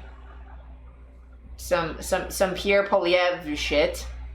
Leader Pierre Poilievre, pictured here on the website that he still has up for his constituency office. Might be time to update that photo, Skippy. It's about 3 pairs of glasses ago. Anyways, he continues to try to use shady means to win elections. Act surprised. You see, last week he held a rally in Kirkland. I'm told it was electric. You know who told me? Hundreds upon hundreds of people on Twitter, who all oddly had the exact same takeaway. Every single one of them, quote, just got back from Pierre Poilievre's rally in Kirkland Lake, and I'm still buzzing from the energy. As a Northern Ontarian, it's refreshing to see a leader who actually listens and cares about our unique challenges. Poilievre's passion is infectious. Now, they vary on the theme a little bit, but they always talk about the Kirkland Lake rally, and they always identify as a Northern Ontario. And there are so many of them. Like, so many of them. So many of them. At least 150, they were found by this Twitter account, the 280 Times, and turns out the vast majority of them were created on August 1st, and 72% of them, while claiming to be from Northern Ontario, have profiles from the US. Only 7% are Canadian. So this is incredibly obviously bot activity. Now, a couple of things. First of all, we do not know that this was directly run by the Conservative Party. It could be foreign interference, it could be third-party interference. Hard to say. Also, this is not a problem exclusive to the Conservatives. This is not a unique problem to the Conservatives, but it is a problem. So the real question you have to ask is, why is it legal to use bot farms to send political messaging in Canada? Who is okay with that? The other question you need to be asking is, why would anybody do this? And there's a very clear reason. It's to give the impression of a majority opinion, to make it seem like this is the consensus. So if somebody's a front runner and just wants to be on the winning team, they see this stuff and they think, ooh, that Poilievre must be the guy. I heard that Kirkland Lake rally was electrifying. You're being lied to. This is fake. This is incredibly fake. Demonstrably, provably fake. Eager to hear how the Poilievre fans are going to defend this. Because nobody's claiming the Liberals and the NDP don't do this. I'm saying it's bad. So the thing with that is, yeah, bot activity being legal is just ridiculous. And also, like, again, that's why I try to not make assumptions about popular opinion based on, like, stuff going on Twitter or the internet. Because, like, a lot of the... I've gone through a lot of replies to things. Anything to do with trans anything. And there's a lot of bot replies that are blue checks on Twitter so that they are at the top of the replies. And, like, yeah, they're trying to sound like consensus. And yes, like, all political parties do that to some degree, but there are certain parties that benefit from that more than others. And, like, certain viewpoints that are less popular that need to seem like they're more popular. But, like, fuck it, buying bots is ridiculous. And that's also why, like, I try and talk about Canadian stuff as much as possible, but also I do cover American politics because, as you can see, a lot of those bots come from the US. There's a reason, like, things bleed over the border. Borders aren't real. So think, like, stuff bleeds. And, like, it's really frustrating to see tactics like that happening where, like, people are just, like, constantly lying about things. Lying about how popular their views are, that people liked their rally, like, all of this shit. It's, like, a consistent problem of, like, this, like, post-truth populist thing. And that's because Rachel is awesome. But, like, this is not normal. It's never been normal. The Conservatives didn't used to be quite like this. Like, even under Harper, they were bad, but they weren't quite this bad. You guys know how in the movie Don't Look Up, the scientists are screaming that a meteor is flying towards Earth and everyone is just ignoring them? That's how I feel about what the Conservative Party is doing right now. Because these days, they literally don't seem to care about the truth whatsoever, and that has resulted in an environment where if you point out the super abnormal post-truth approach they're taking to politics, you're called partisan. Telling the truth is apparently partisan now. But I've covered politics on Parliament Hill for like 7 years, and the Conservatives, we're not always like this. Dishonesty from any political party isn't new, but this is on a different level. This like post-truth populist politics is not a conservative value, but the current conservative leadership is saying some really wild shit, especially in fundraising emails. Like today, they were told that one of the most trusted media outlets in the country is Trudeau's personal propaganda outlet. Poilievre has also misled the public about the safety of trans healthcare. And wink wink nudge nudge to absolutely unhinged conspiracies. Conspiracies that lead to politicians being mobbed and threatened, sometimes very seriously. And Poilievre's followers don't trust the media to debunk these conspiracies because they're constantly being told we're propaganda. But people are acting like this is politics as usual. Like when Poilievre put out a press release attacking me for asking questions he didn't like. I was getting tons of death threats. But fast forward 2 years, and the Globe and Mail published an op-ed that explored whether this was a good tactic. They decided it was. So much of this is not normal. Like telling your followers your political opponents are on a warpath, or calling supervised consumption sites drug dens. And it's not just abnormal, it's pretty gutless. If you believe in something, stand behind it, answer tough questions about it, or get out of this business. That goes for all politicians. Lying and playing post-truth politics like this is not a conservative value, but Poilievre's conservatives seem to be trying to make it one. Because right now the Conservative Party is the only one consistently pulling this shit. And when your political position is to not give a shit about the truth, defending it looks like partisanship. We don't have to accept a completely post-truth politics where blatant dishonest attacks on the media don't even make the tail end of a newscast. This isn't just another tactic. Defend the truth or we're all fucked. What do you think of all this? So yeah, so like I wanted to bring that up because the bot thing, like conservatives are definitely doing that more, right? And like you have to make fake shit seem popular, you kind of have to fake that it's popular. And like once you lie about something, like the lies snowball. And like I just it's just frustrating to watch because like all of this stuff about trans healthcare is all lies, and we all know that, right? Like, or at least anyone in here probably does. Like they're making shit up, and it's why it's like so refreshing when people actually give a shit about the truth. But like it's dangerous, right? And I don't think it's fully like explored how much this unmooring from fact, it's not just that the facts are in question, it's that there's a alternate narrative that people are adhering to more than those facts. And it's becoming like a high control environment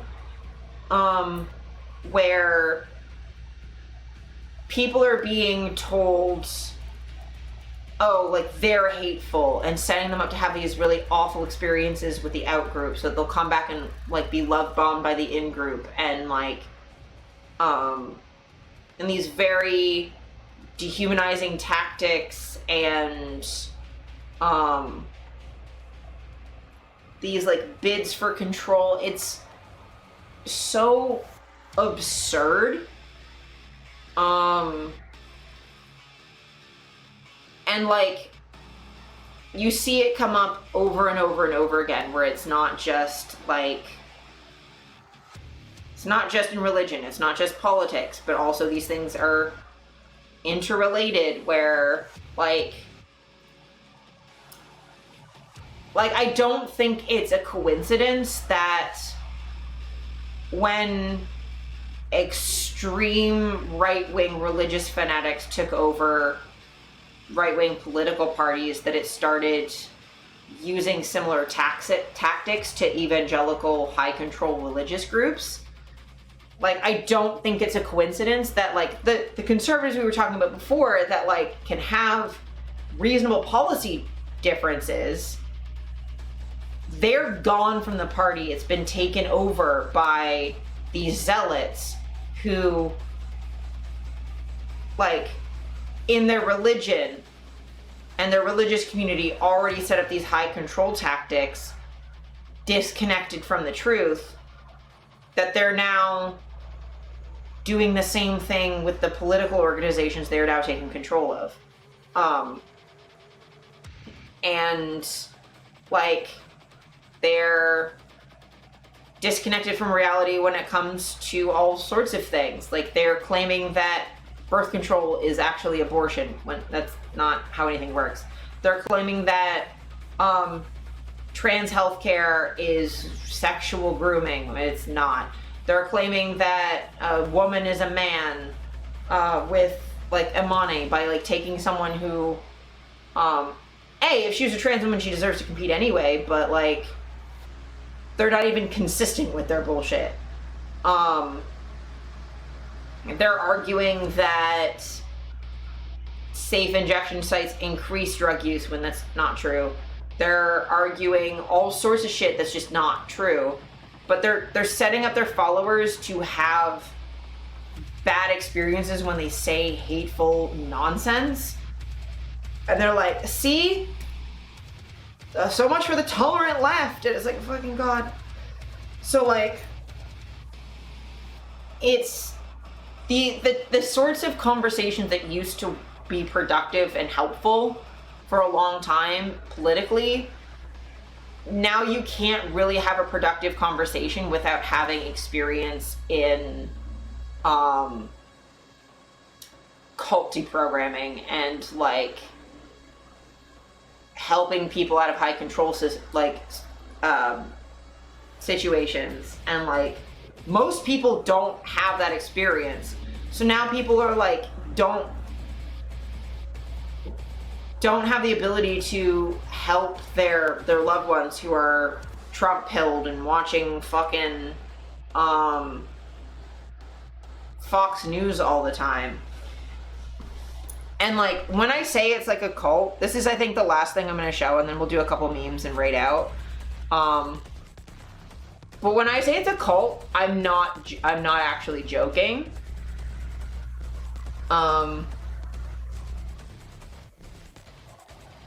Like, I'm saying that not as a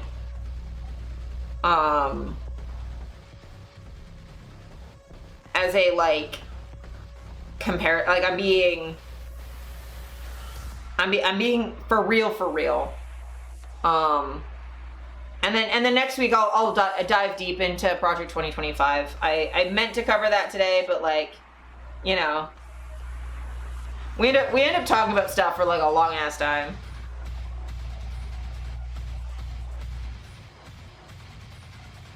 But yeah, so the one reverend on earth that I love following on TikTok is gonna, like, kind of cover, like, how this is just, like, actually a cult. Beyond just, like, the high control stuff, but there is also a religious element here as well, where people are supporting Trump from a religious perspective. And then on top of that, not only are they supporting Trump from a religious perspective, but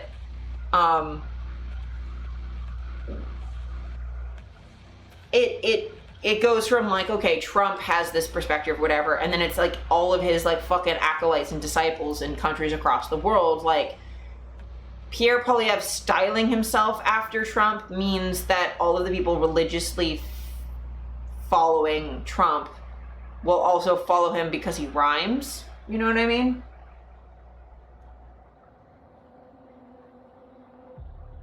Legit. There are absolutely people who think Donald Trump is the second coming of Christ. So let's have a little lesson. And this is gonna be real weird, so buckle up. So the origins of this movement can be traced back to this man, Mark Taylor. And Mark Taylor was a firefighter suffering the effects of PTSD. And one night, Taylor had a PTSD nightmare, and during this nightmare, Donald Trump descended from the heavens to save the world from being engulfed in flames. Never mind the fact that Taylor had simply fallen asleep with the news on, and Donald Trump happened to be on the news that night. No, he decided that this dream was prophetic. So okay, so I also just want to say, as someone who also has PTSD, if I assumed that everyone I had a weird PTSD dream about was that was prophetic and they were the second coming of Christ, oh my god. I mean, none of the people that I have had weird dreams about are as horrible as Donald Trump, but like, oh my god, I would be so unwell. So unwell. So Mark Taylor goes to his therapist. Should I say therapist? This was a Christian therapist. And instead of this therapist... And so again, therapists. So therapists that have political ideologies, like, say, Jordan Peterson, dangerous because they fuel unhinged shit from their patients who need help, and instead of helping them, you double down on their issues, right? You can't be doing that. As a therapist, you got to tell them when they're being weird. Therapist saying, maybe we need to get you into psychiatry because I think you need Seroquel. She decided to do a HIPAA violation and be like, I have found a prophet. This man has had prophetic dreams about Donald Trump. He is going to be the one who saves us all. And this created a movement amongst Christians. They had a whole weird ceremony where they blew the shofar. It was a whole thing. And ever since then, this belief that Donald Trump was some sort of prophet has really taken root within conservative fundamentalist branches of Christianity. And at this point, they're building gold statues of him and making memes and songs about how he's the chosen one. And at this point, they have created a high control group. Like, these people care about Trump more than they care about Jesus. This is a cult. Legitimately, it fits the definition. And it's so bizarre that it feels like people are just trolling. That this has to be some sort of fucking joke. But it's not. Now, do all people who voted for Donald Trump... And again, like, fucking speaking of cults, like, Scientology, when you hear what they believe, sounds like a joke, but they genuinely believe it. I wouldn't say most, but most of the famous cults have beliefs that sound like trolling, but they're deadly serious. Fall into this category? No. But they are certainly okay with the fact that they are voting for a known cult leader. And Donald Trump does like being this guy. He likes being seen as the chosen one. He likes being seen as a prophet. He likes the attention that gets him. And he likes that people are willing to unalive themselves or others on his behalf. And people are perfectly fine with voting for that. That's why we need to separate this from mainstream Christianity. And that's why we have to keep calling these people weird. Because people have to start being uncomfortable with voting for a cult leader. It's insane that we even have to have this conversation. Yeah, so like, when I say it's a cult, I'm not saying that in like a derogatory sense, but in a more accurate sense. That's what it is. So like, you have to understand that like the tactics that work in like having a productive conversation with someone who disagrees with you politically, that's not what this is.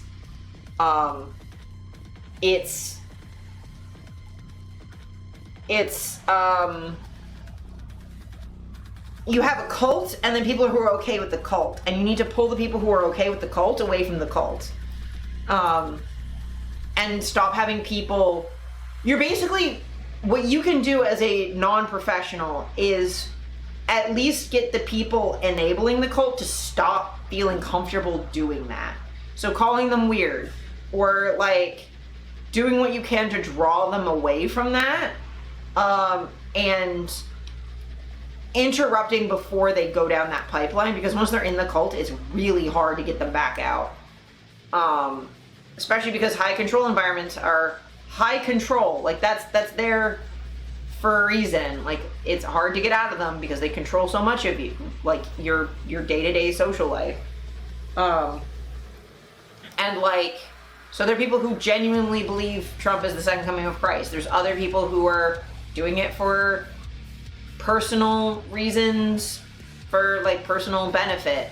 And like, does anyone think Pierre Poilievre is the second coming of Christ? Probably not. But is he riding on the coattails of the Trump cult adjacent people? Yes. He's using that normalcy to ride on. And you need to peel that away to like dismantle that. It's the same thing like Doug Ford does, is he rides on the like Trump adjacent, like the fact that the Trump and the Trump cult and the Trump cult adjacent have normalized this sort of behavior, and this level of corruption and this sort of like fire hose of corrupted bullshit, so that you can never really address any of it because there's so much, that like making it like not normal anymore is like a good tactic to sort of take that legitimacy away. Because none of us, if you're in my chat, you are not qualified to de-escalate someone who's been radicalized. You are not in a position to help with that. I am certainly not. So like, and like, just don't, also, if someone is qualified and is doing that work, just don't interfere. Don't get in the way. Because you can undo a lot of careful work. But like, I'm really hopeful that this new presidential campaign is making that less normal. Do be aware that like there will be religious undertones and overtones to people attacking Kamala Harris and Tim Walz, though attacking Tim is going to be a lot harder. That's taken a lot of wind out of their sails, which is good. And his like calling them weird shtick is very productive. But yeah, just know that there's like a whole religious layer in the back of all of this, because people think they're fighting a holy war, and they're gonna cast you as the enemy if you don't agree. So there's like that whole undercurrent going on, and I keep seeing, like, might be because I'm a minister, but I fucking keep seeing it, and it's super annoying. But yeah, I am now actually exhausted. So I think I'm gonna raid out, because it's been more than 4 hours, and I don't think I can brain enough to have like a cohesive conversation about anything anymore. So we're gonna raid out. We are gonna raid Datoon, who is doing a FNAF marathon. He's doing the first 3 FNAF games today.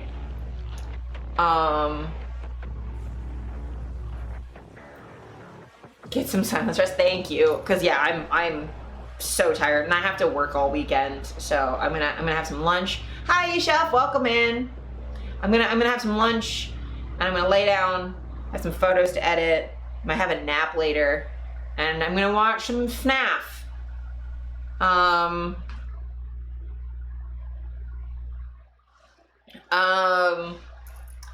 Gonna raid it. I'm trying to think of a raid message.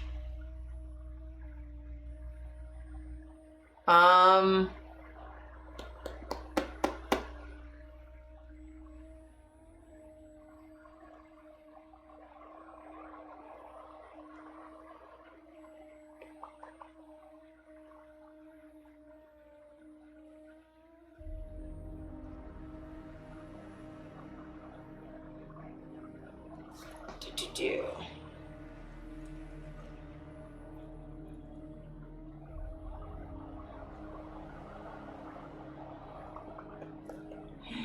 thanks for coming. I appreciate it.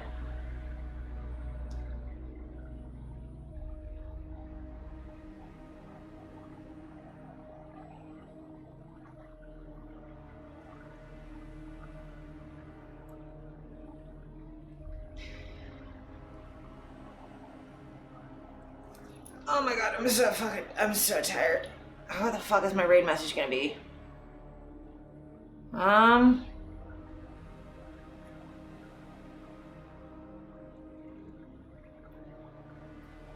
Also, like, before we raid out, I guess, I've been trying to get the VODs up on YouTube, so I'm very sorry for the spam in the Discord. I have been going through them. I'm not really going through and doing, I'm gonna do the thumbnails later, but I just want to get them up so that y'all don't have to keep waiting. Like, I had ones from last year that I had to put up, so I'm just gonna get them put up and then work on like titles and thumbnails and all that jazz, because I don't have time for that right now. But like, I appreciate y'all hanging out and listening to me rant about political shit. I didn't really intend to become a political streamer, but that seems to be what's happened. And, you know, I'm hoping to also at some point, you know, stream some video games, maybe do another Shibari stream, political streamer pipeline, yeah. I just have a lot of opinions and like things I like talking about. But I definitely want to like try and stream some puzzle games or some horror games as well, so that it's not just all like really intense stuff every time. But yeah, if there's anything you want to see from me, let me know.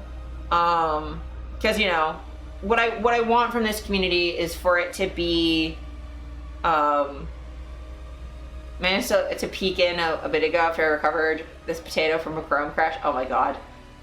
So down for Shibari stream. Fuck yeah. I had been doing a couple of them. I've just been like, the heat's made that hard. But like, yeah, the very least I could Shibari and then politics, or politics and then Shibari or whatever.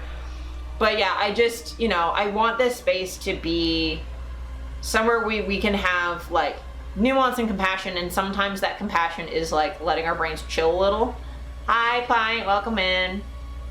But yeah, I definitely got to do another rope stream soon. Maybe next week I'll do rope. I'll do rope in Project 2025. How about that? We'll be talking bondage, both the good and the bad. How about that? I'll just like deep dive Project 2025 while hog tying myself. How about that? Nice. Yeah. Let me see. No, don't do that.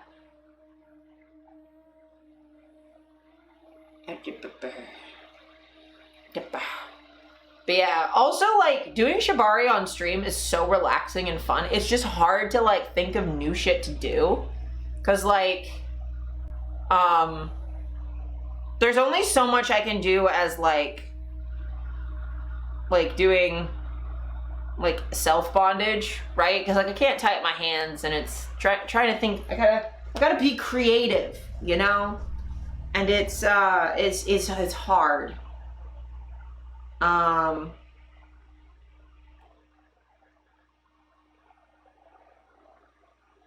It's really hard to like think of new stuff to do. But you know, I'll think of something. And also it's like fun to have that like exercise of doing it. And also like I will say also, doing rope on stream is the only time I actually like clean up my rope properly and put it away. So maybe just for like sanity's sake, I do that, right?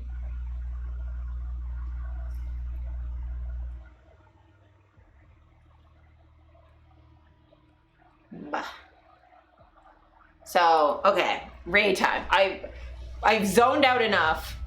Sounds good. We can all improvise together. Yeah, I mean, it would definitely also be fun to have like a stream where I'm just like I run polls and have you guys pick which limb I tie next. And then where that goes. I tie myself in a weird little ball. I'm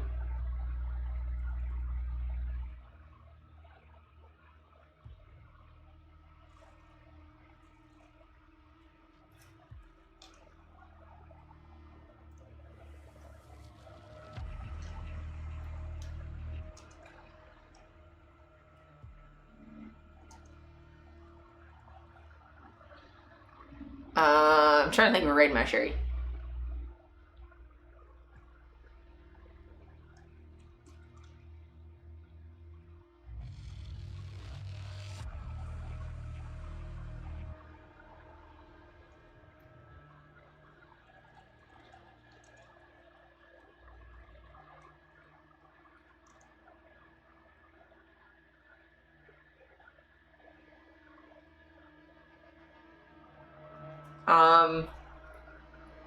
I'm so bad at raid messages, it's ridiculous.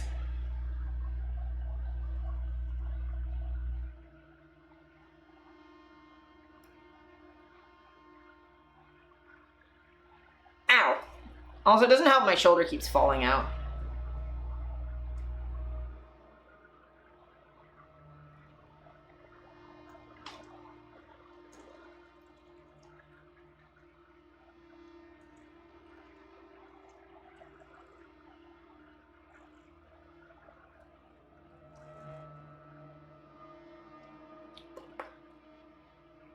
Greetings, fellow human form thing.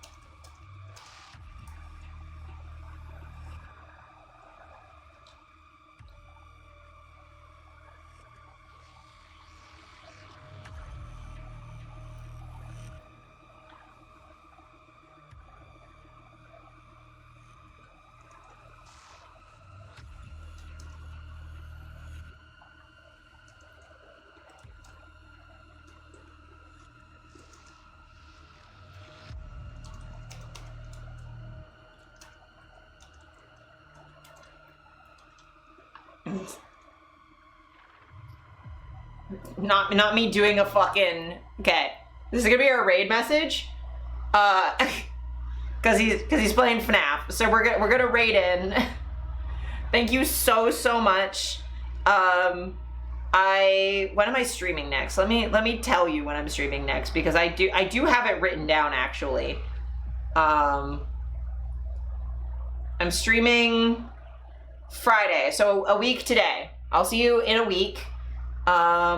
And y'all be good. And yeah, I'll write down a reminder that we're gonna deep dive Project 2025 and do some Shibari, because y'all deserve something fun. If I'm gonna do something that deep and that difficult and that awful, you deserve some Shibari. So we're gonna do that. Yeah. So Shibari next Friday. I'll probably still be starting early. I'll start around 12 o'clock my time, and then we'll go for however long it takes until I get exhausted. But yeah. I love you guys so much. Y'all are the best. And yeah. Go be loving in Datoon's chat. Datoon is great. Okay, bye. I love y'all lots. Have fun. Enjoy. Say hi to Brat Chat. And yeah, I will see you in a week. Bye, I love you. Ah!